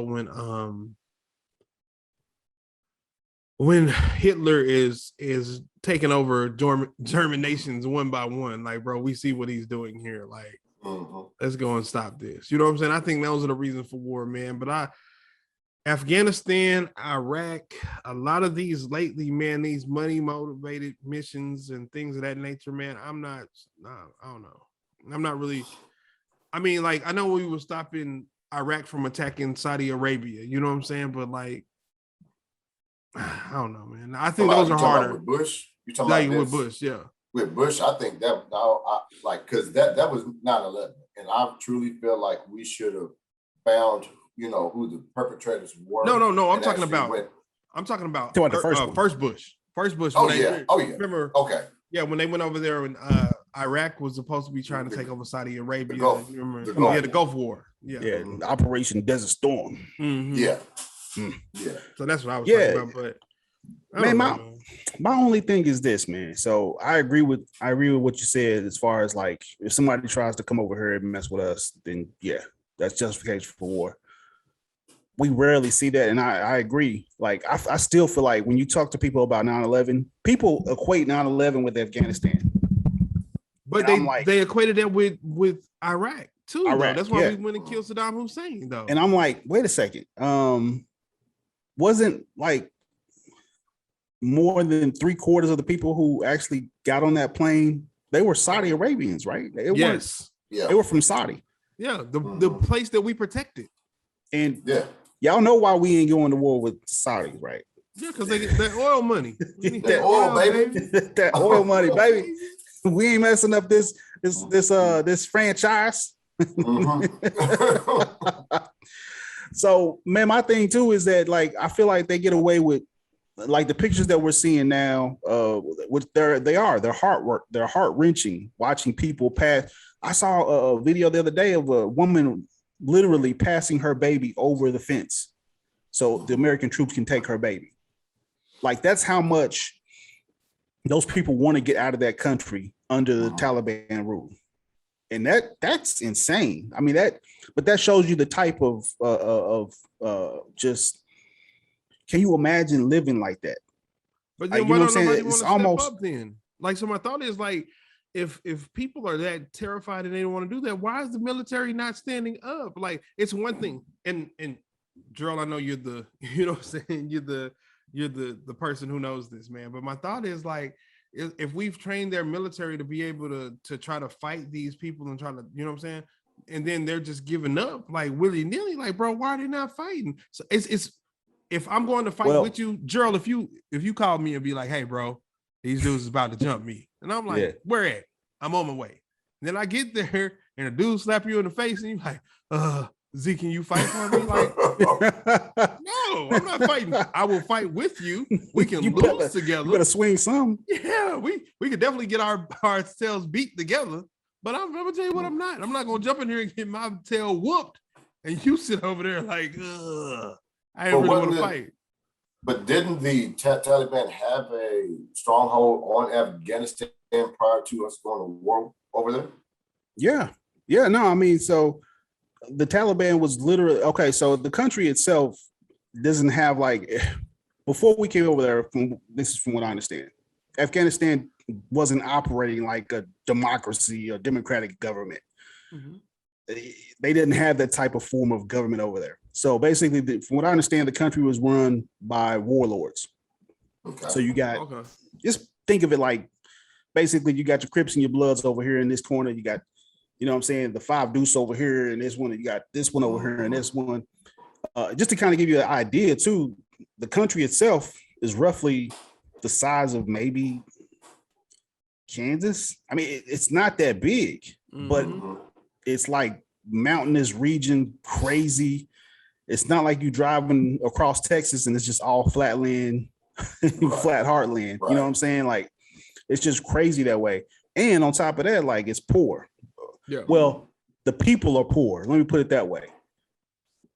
Afghanistan itself was, I think the last time I heard, was like 94, 95% worldwide producer of poppy. Opioids. Yeah. Good stuff. So, I mean, like, for real opioid, like, yeah. So you got to imagine, man, somebody's making that money. You know what I'm saying? And so I don't know who it is. I don't know if we have any role in that, which, you know what I mean? With the U.S. track record, who knows? Right. But I mean, like, dude, so I don't know, man. My thing is too, though, is that there are authoritarian dictators all across the world that you just never hear from on the news. You know what I'm saying? Like, there are people living in extreme, crazy conditions, being starved by the government, being killed by the government, that we don't hear about. Yep. You know what I mean? And I think the media just has a selective thing where they try to show something and try to pull the heartstring of America to say, this is what you care about. You need to care about this right now. Mhm. And we just don't hear about all the other stuff. So I don't know, man. I do feel like we need to actually secure our own selves before we start jumping into other people's business and all that stuff. Because if we're gonna be a world police, let's be a world police about everybody. Yeah, but Right. let's make sure that we're doing right first. And I think that's a sentiment that Black people have had since like the 50s. Like, bro, like, Oh yeah, we're not doing what we need to do for people here. So I'm not going over there. I'm not fighting a war for y'all. I'm not concerned about what's going on over there, because I can't get pulled over by the police without me dying at this point right now. So like, I don't really care what they're doing in Afghanistan. I'm just trying to live my life the best way possible for me. yeah, man. All right, man. So that's in the political chop. Let's move on to some good old fashioned movies and music, bro. So we like talking about music on here. Man, I want to say, dude, what's in y'all's rotation right now, man? What are y'all listening to? Anything from rap to R&B to whatever. I'm feeling the new Nas album. That just dropped. Yeah. I mean, Gerald played like 3 songs for me, man. I was like, but I'm not a super Nas fan, man. I heard the EPMD song definitely because I love EPMD, so I wanted to just hear them. I haven't heard them in so long. So, what I've been listening to, Crit released Big Crit, all his albums has always been on streaming, but last week he released all his mixtapes because you couldn't find all the mixtapes on streaming platforms. So last week, Crit released all his mixtapes on the streaming platform. So that's been a bulk of what I've listened to. Aaliyah, they actually got Aaliyah on streaming platforms now. So you can listen to like the 1 in a Million album. You know what I'm saying? That album. So that's streaming now. So I've listened to that a lot. And then you know me, Gerald, I've been listening to this Her album, man. Bro, Her and I would challenge you, Gerald, not Gerald, I'm sorry. I would challenge you, Kent. She has a song called Back of My Mind with Ty Dolla $ign. And I want, when you listen to it, just listen to the way she wrote it. It is like, in my mind, I believe like Her could probably be a great rapper, just the way she wrote the song. And I don't know if people even pay attention to like the way that people write songs, man, but I just, as an artist and somebody who's wrote songs, I was like, bro, she actually like, she went into this song like amazingly. So that's what I've been listening to lately. Okay.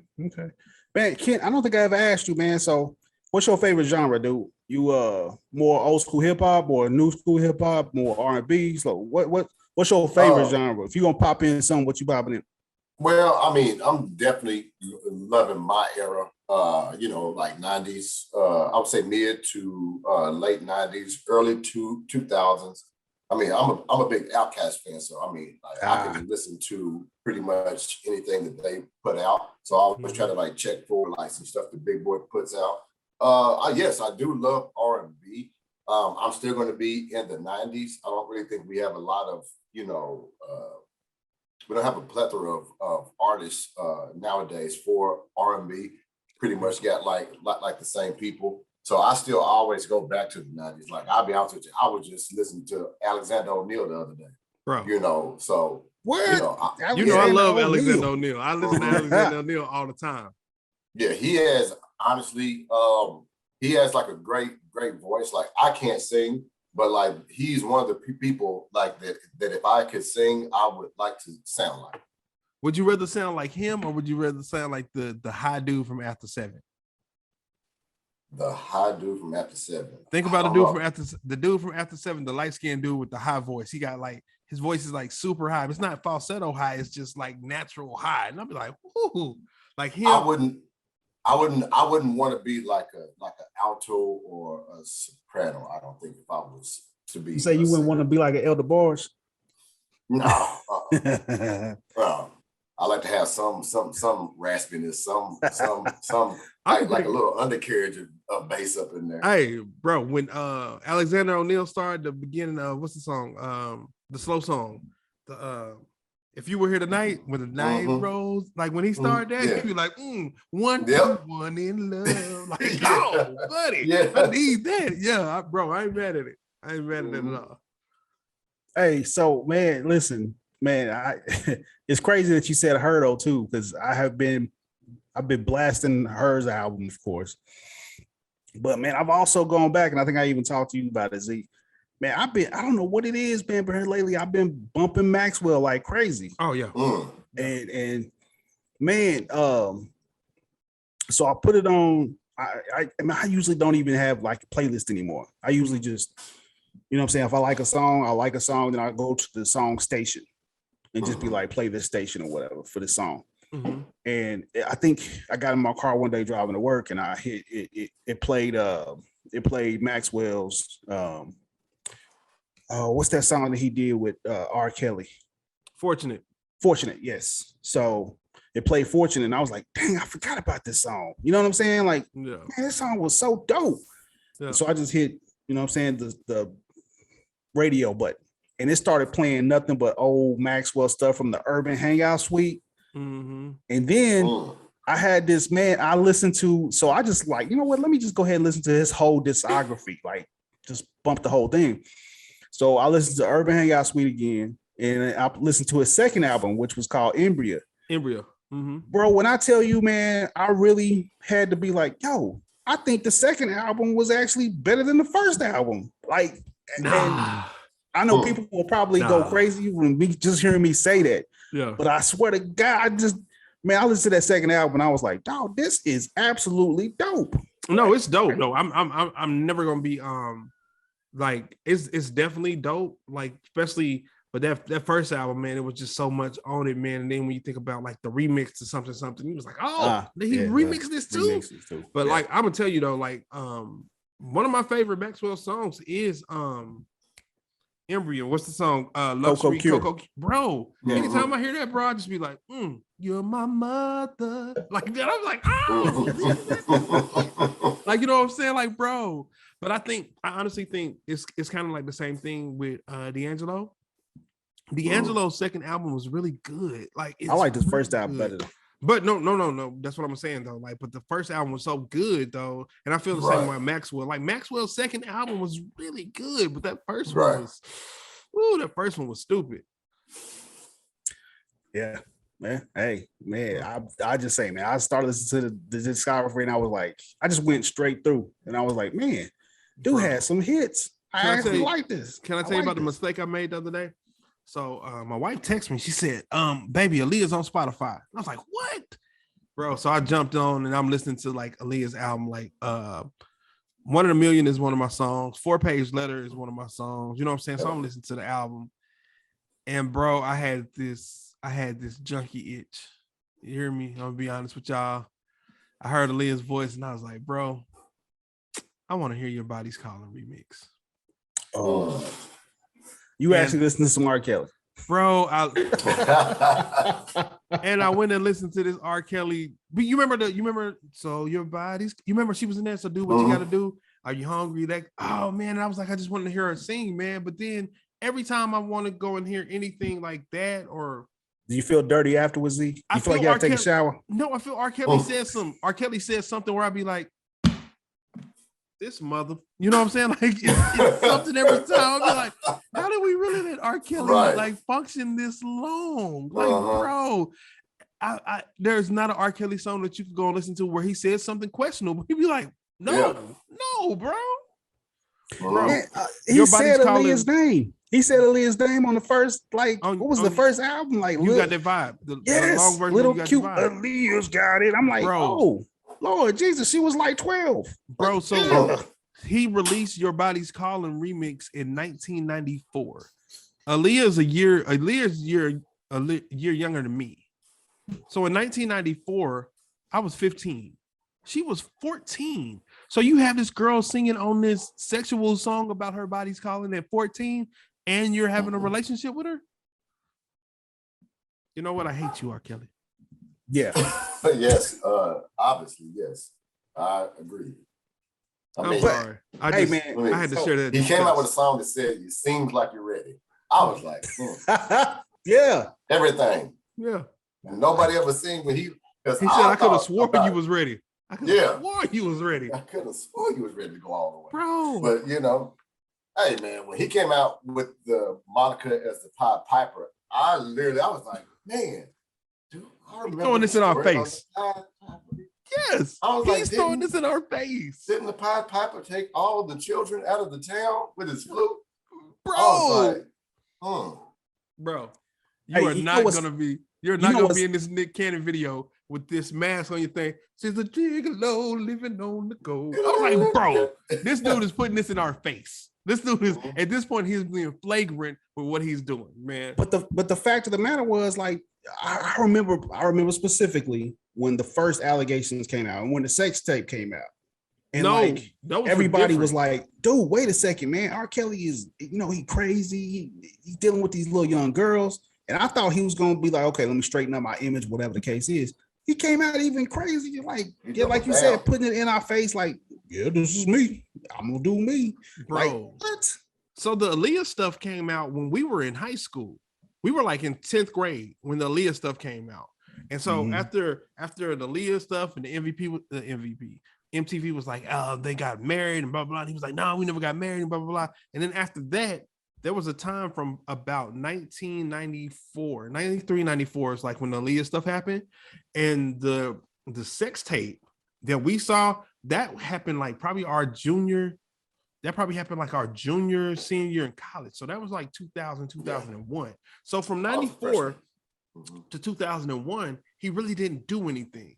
And if he was doing anything, it was probably just music stuff. You know what I'm saying?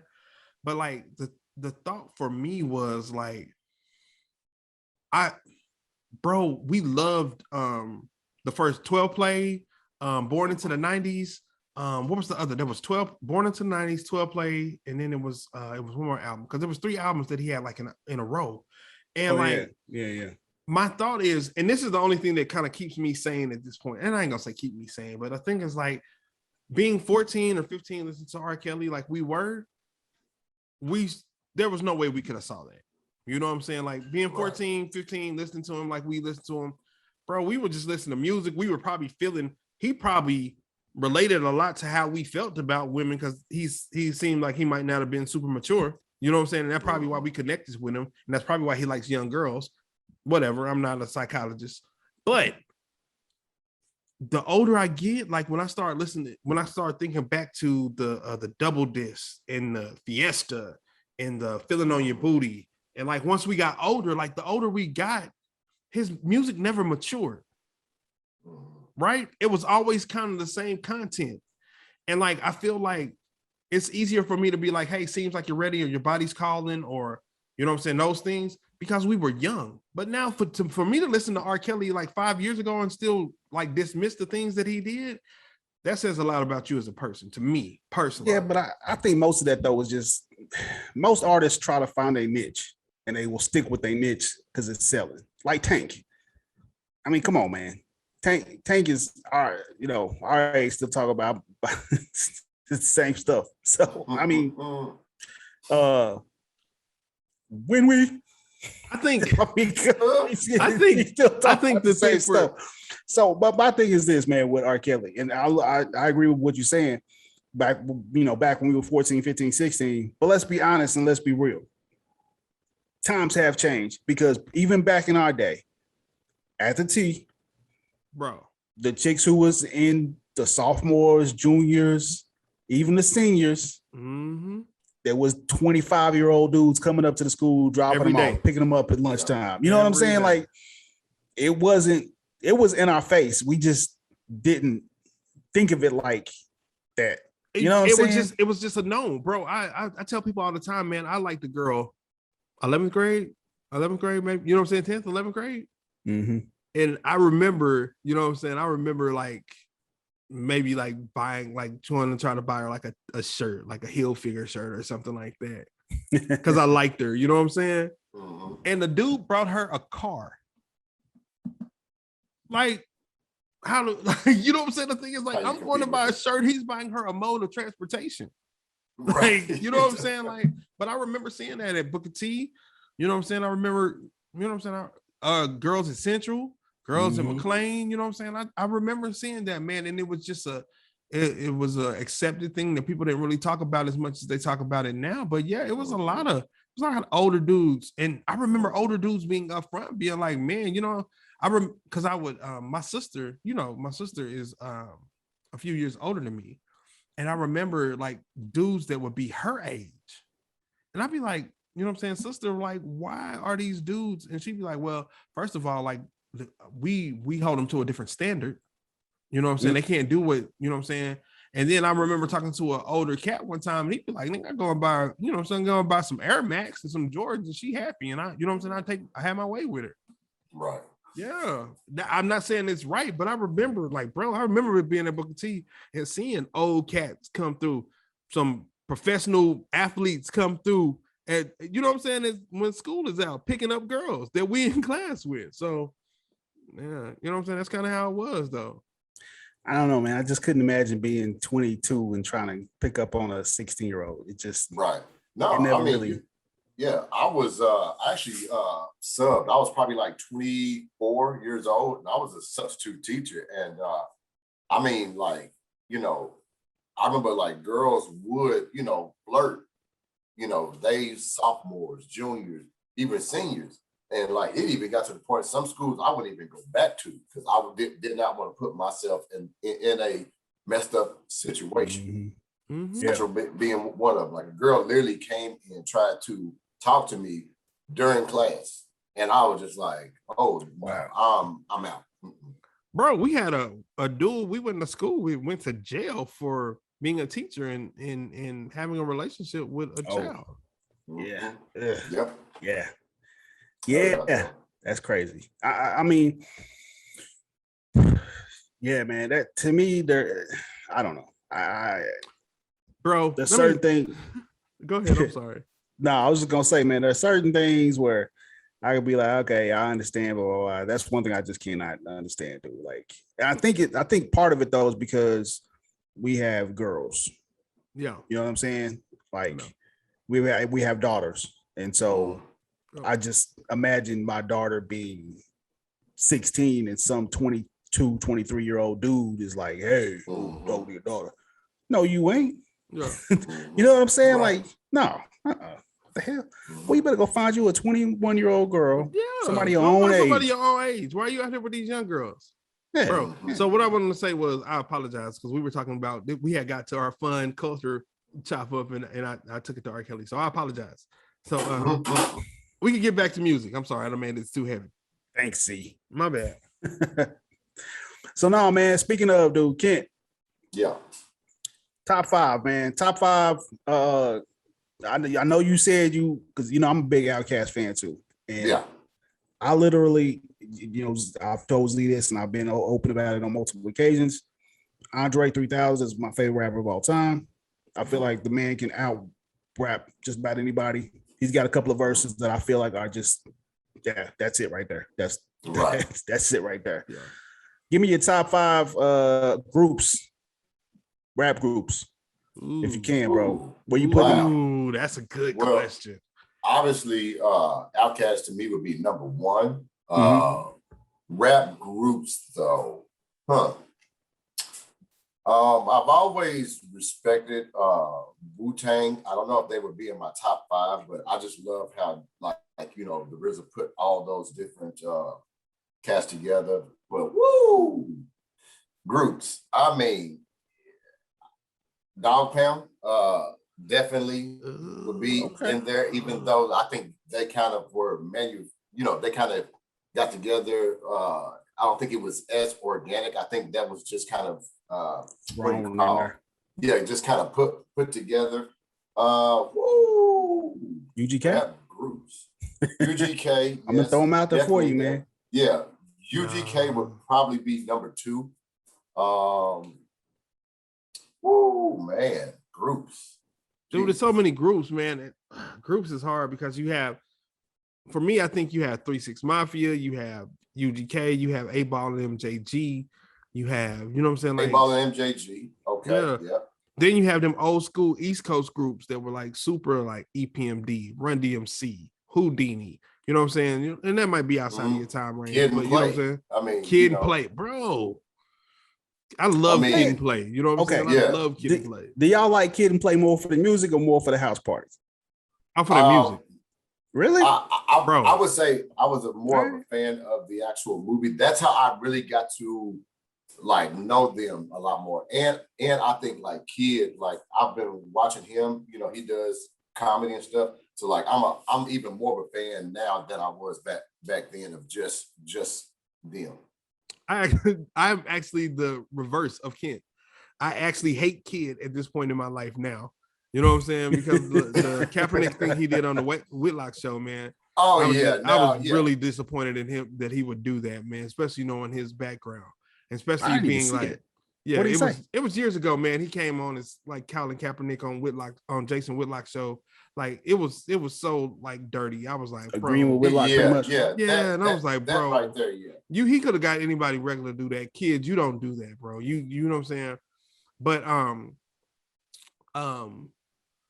Ola, like that and Getting Funky. Ain't like gonna the hurt first nobody. No, not ain't no hurt because they had got into something different. But like the first Kid and Play album was like pretty much like a go-go. It was like a go-go album, and like so their music was highly go-go influenced, and I love go-go. You know who they were rocking with though? With Herbie Lovebug, and he went to school at Howard. He was actually from New York, but he went to school at Howard, so he heard it, and he was like, "Nobody really know about this." So like, that's how Salt Pepper got most of that from him too. But so man, I actually like Getting Funky is one of if you go and listen to the song and go and look at the video, it's one of the best videos I think. Like just like dancing videos and the cut, bro. I really like them before house parties. You know what I'm saying? The house parties and all that stuff was cool, man, but Getting Funky, the Kid and Play, like all of that, I like their music. Like that's what I was a fan of. So what we got? What did I say? Outkast, UGK. Outkast, UGK. I definitely would go with 8 Ball and MJG. I was more I'm more of an MJG fan than 8 Ball. Agreed. But still, like I think that they are pretty good together. Woo, Ghetto Boys. Ghetto Boys, yes, but here's the thing with the Ghetto Boys. I always felt that Scarface was the outlier star of that group. Willie D was pretty cool. I actually like Willie D. Like I like watching his podcast now. It makes sense that now I know that Bushwick Bill did not write his own rap, so that kind of makes me feel a certain type of way. So I think I'm more of a Scarface fan than I was an actual Ghetto Boys fan, but I love what they did for, you know, the culture of Southern hip hop. I think for me, I'm sorry, Joe, but I was just thinking about the verses, like the Dipset versus the Dipset versus the Lox verses, like a few weeks ago, or maybe it might have been 3 weeks ago now. Yeah. I always felt like Scarface. I felt like Scarface felt like I could go anywhere and I'll be straight anywhere. You know what I'm saying? I go any hood, do whatever I want to. I'm not concerned about who's there. Right? I think he had that cocky attitude about it. But I think when he's next to Willie D, it's almost like I'm untouchable. Like, not only do I not have fear, I'm gonna go and slap somebody in the face and I dare him to say something about it. You know what I'm saying? And I think that's if you see how Willie D and Scarface talk to each other and how they are with each other, like you could see a lot of people don't say things to Willie D because they know he whoops. Like Willie D was like a professional boxer. Yeah. So a lot of people won't say stuff to him. Scarface says his whole mind to Willie D, and Willie D be like, because he doesn't get that a lot. And I honestly feel like me and Alika was watching the Dipset and the Lox thing. Yeah. And you could see like when you see Styles P is like a super rapper. You know what I'm saying? Jadakiss is like a super rapper. My favorite person in the Lox is Sheik. Sheik don't have verses. He don't have verses like Styles P or Jadakiss do. So what you think Sheik is there for? Sheik's there for the bodies. Bro, and you can see it. When Jadakiss is next to Sheik or when Sheik is there, you can see Jadakiss has this confidence about him. And I've heard stories about them fighting other dudes or whatever. And like they say, Sheik is like super hard. You know what I'm saying? So like, bro, but you can see it. It's that same thing when Sheik is next to Jadakiss. He's like, I'm gonna slap everybody in this building. Ain't nobody gonna say nothing because Sheik is here. You know what I'm saying? I'm sorry. Sheik is a big dude though, man. Yeah. And he looks like he's like, bro, I am here for everything. Mm-hmm. Man, I'm actually surprised that you bring up NWA. So I was fairly young. I mean, they did pop into my head. Mm-hmm. So I would say musically wise, yes. I mean, for the time frame that they were together. But I mean, I like Bone Thugs and Harmony more than I would say NWA. So I would put Bone Thugs and Harmony in that category. I mean, then you have Public Enemy. I mean, they had some I liked a lot of their popular music. I would say they were a little bit above my I would say ahead of my time. Like my oldest brother, who's 45, like he was there to, what I'm saying? He was the actual teenager when they were out. He got kicked out of our grandmother's house for doing the stomping like the brothers would do. You see what I'm saying? So, I would have to ponder some more because I know that there's going to be some other groups that are out there that I just cannot think of at this time. So, but your favorite of all time has to go to Outkast. Yeah. Outkast without a doubt. Hey, I'm with you on that one, bro. I'm with you on that one. I still to this day feel like that Andre 3000 at the end of Aquemini was probably one of the best spit verse. My mind warps to me and close to me and count to 10. Meet the twin Andre being welcome to the Lions. Man, that was oh my God. And then the Return of the G, the first verse on Return of the oh my Lord. Yeah, Aquemini to me was one of the best albums I've ever heard. Oh, that was classic. I think Aquemini, Stank on You. I think all the Southern Playalistic they were all great. But the only one that I would it would be Aquemini. The one that I would tell you that I would tell you I'm not sure if it's a classic is AT Aliens. Really? With the Elevators? The Elevators is an amazing song, but I think overall is the album. I don't think it's good as you don't think it was that great? I don't think it compares to the other ones. I think it's still a good album. I just don't think it's they had some cuts on there. They had Jezebel, they had and they had Elevators. And they had Throw Your Hands in the Air. Yeah, they had that on there too. Okay, what Benz and Beamer on there too? No, Benz and Beamer was on the first one. I want to say. Was no. Benz, I want to say Benz and Beamer might have been on there too. I think that was on AT Aliens. It was okay. So it had some good songs on there, but to me, it's like my least favorite Outkast album.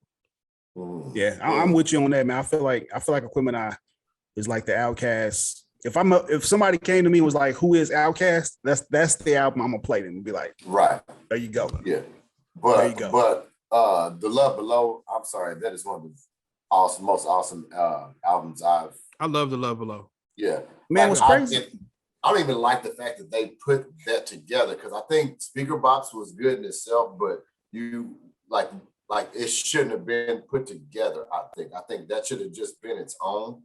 When they put them together, and Dre's that music was so different and everything that it kind of overshadowed Big Boy. But I don't think people would have brought it the same way if they wouldn't have did it together. And I think the only reason that it's so like that is that you could. I think there are so many because if you hear people talk about it like now, so many people talk about it's not a real rap CD, especially the Love Below part. So I think there's a big group of hip hop people and especially Outkast fans that wouldn't have brought it if you wouldn't have Big Boy part on there. They wouldn't have bought it? Yeah, I don't think it would sell like the way it sold if Big Boy didn't have his part on there. But I think most Outkast fans was fans of Dre. 3 Stacks. But it's not gonna go diamond without Speaker Box on there. Yeah. Hey, man, yeah. So, but dude, man, it's crazy because and I ask you this question too, kid, because we always go back and forth with this, man. What do you feel like the state of music today? I mean, and I hate, again, I don't want to bag on the young generation because I know that, our parents probably when we was growing up was like, what are y'all listening to? I'm pretty sure they were, yeah. But well, I I just, mm, man, I think, regardless of generations, I mean, codes are codes, and I think a lot of codes are being broken, disrespected. Our generation was the drug pushers, and now this generation is the drug users. Yeah, agreed. yeah. Pop the Molly, I'm sweating on Percocets, I'm on everything. You know what I'm saying? Everything, yeah. Yeah. So, it's just, because I mean, when we were coming up, I mean, it was, drinking and smoking. You had them other cats that did that wild and, that wet and shit. But, that was like now everybody's like popping like Percocets and Xannies and you know what I'm saying? So I think the music is a reflection of it. So I can't just really get with the music. I think it's like some very hot tracks. I just don't think that there's any substance to it. Man, how we go from I got 5 on it to Percocet, Molly Percocet. But you know what the thing? I mean, if you honestly think about it, and if you sit down and think about it, I want to say I got 5 on it, and around that range was really when people were like, or the Chronic. I think the Chronic had a lot to do with that. When people were really like, you know what, I do use drugs. But before that, I remember D Nice being like, I don't smoke. I wanted to say D Nice, or it might have been Ice Cube, but I don't smoke weed or cess. You know what I'm saying? Like, no, that was Dr. Dre. Was that Dr. Dre? That was on Express Yourself. On Express Yourself. Okay. But I remember a lot of people being like, I don't smoke weed. I don't do, you know what I'm saying? Especially like earlier rappers. And then it got to a point where it was like, well, I do smoke weed and I like alcohol. And then like, it was like, you know what? I actually do. Because if you remember the first time you heard sipping on some syrup, like the real one, and Bun B was like, "This is for all you so and so," and then DJ Paul got on there and was like, "All you snorters, you so and so." Yeah. Bun B like, yeah. Oh, all right then. No, it up. Yeah.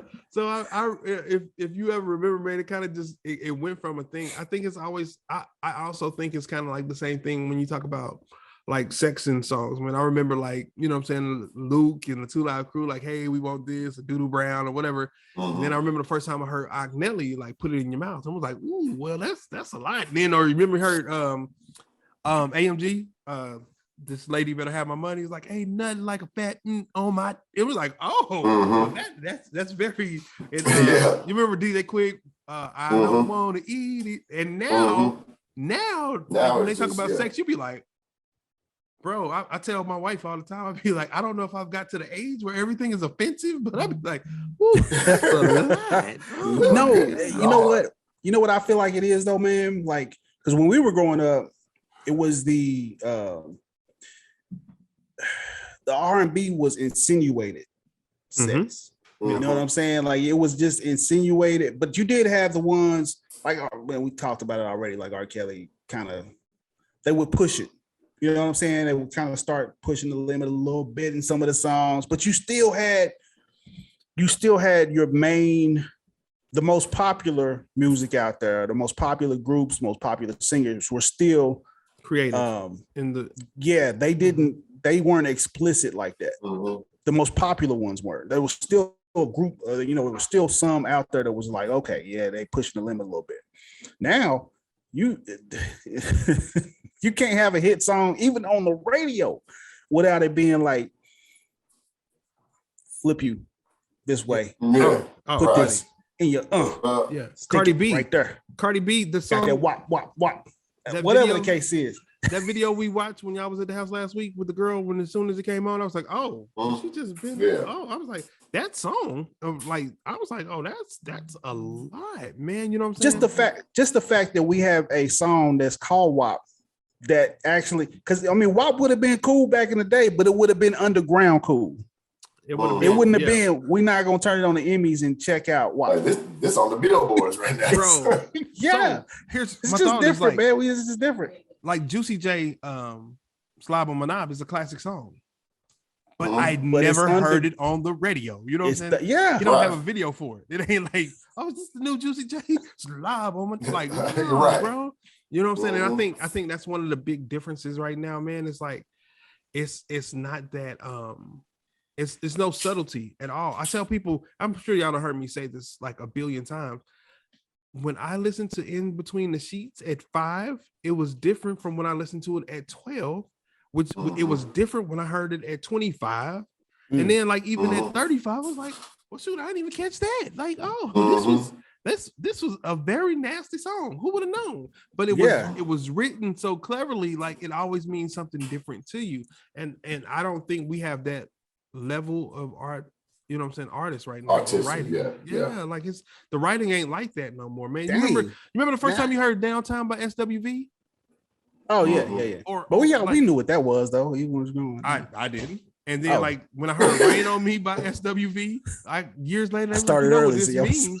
You did. That's why you have 25-year-olds. Yeah, I know exactly what they were saying. I didn't. I didn't. And I didn't know what it was, but it's. You thought they was really going just like downtown North Carolina. Yeah, somewhere. just the way to my love, you gotta go downtown. Have a couple of drinks, just chill out. Yeah, that's the way to a heart. We can go downtown. Man. Yeah, well, downtown is nice. Hey, what's crazy is, man, I'm just now thinking about this In Between the Sheets song, and I'm like, dang, that was crazy. I never realized that. Bro, if you go and listen to In Between the Sheets. Okay, dang, dog. I love the way you receive me. I'm like, yes. Oh, all right. Hey, yeah. That's what I mean by inferred. Like you can put it on with somebody who's 12 and they would just be like, this is cool. Bro. In Between the Sheets. So that's like, and I think that's the thing too. Like my dad played In Between the Sheets when I remember we were in Tacoma, Washington when we was on base. And I remember my dad playing In Between the Sheets. And I bet you he never have a second thought about, well, I don't know if my son's too young for this. Man, shoot, I'm singing just along with him. I don't know what I'm just hearing this song, like taking it for what it's worth. You know what I'm saying? Yeah, but it wasn't nothing like it was nothing terrible in it. It was nothing. You would have to think about that to figure that out. Right. Bro, I listened to the radio the other day and I swear I was like, how is this even, how they not getting, fined for this? Right. Like, I know that, they can blank out some words, but it ain't like you can't understand what the dude is saying. Like, put it, but I'm about to beat it up, but I'm like, oh Jesus, wow, thick. Yeah, like bro. Yeah. What's that song? Is it? If you start singing the song, Joe, I'm gonna fight you. I promise you, God, I'm gonna fight you, bro. Then we went to this dude's birthday party. He sung the song "Throat Baby." He sung this "Throat Baby" song. Go baby. Oh, here we go. Here we go. And every time I say it, my wife is like, "Oh Lord Jesus, baby." Go baby. Oh my God. He sung the song and nobody knew what it was. And then we heard it. It was like, bro, that says throat baby. It's not go baby. Listen, man. I heard the song on the radio and they played it like 20 gazillion times. And I could have swore it said go baby. But the song is called Throat Baby. And they still playing this shit. Yep. And dog, just listen to the song. Just listen to it. It's but the fact that they can actually play that on the radio. Yeah. And I mean, like he's saying in the song. Yeah. Anyway, just you gotta hear the song, man. Yeah. Oh Lord Jesus. All right, man. So that's our music. That's our. We forgot to even talk about movies we watch, man. Y'all, real quick, like, have y'all seen anything that y'all want to give a shout out to out there that you know what I'm saying? You like, you recommend to watch? I like Space Jam. I'm gonna tell you, I like Space Jam just for all the extra characters that they had. And like the way that they did it. So I'm a fan of Space Jam. As far as any movie that I've seen lately that's been like amazing, I have none. I can't think of it off the top of my head. Or series, or any series that you can think of. We finished Snowfall, but I haven't started anything new. Have you started anything new, Kent? No, like I said before we started, I've only watched one movie or a TV show since this pandemic. But I will say a good read that I'm going to start is Richest Man in Babylon. If anybody has ever heard of it. What's it called again? Richest Man in Babylon? Yep. Oh, word. Okay. What's the premise of the book? The premise of it, I don't really want to get really into it because I haven't truly started reading it yet. But pretty much, it just speaks to a lot of things we can learn just as men, just as the human race. About winning and losing. Okay, cool. I could dig it. Sweet, man. They can't broadening the brain now. I see I'm Kent. telling you, I ain't mad at I mean, it. this will be the first book I probably read in like 8 years, so I'll let you know. Hey, let me know, man. The last book I actually read was well, I would hate to even say read because now I do all Audible stuff. Crazy. I don't do Audible now. It's weird to me to do the Audibles, man.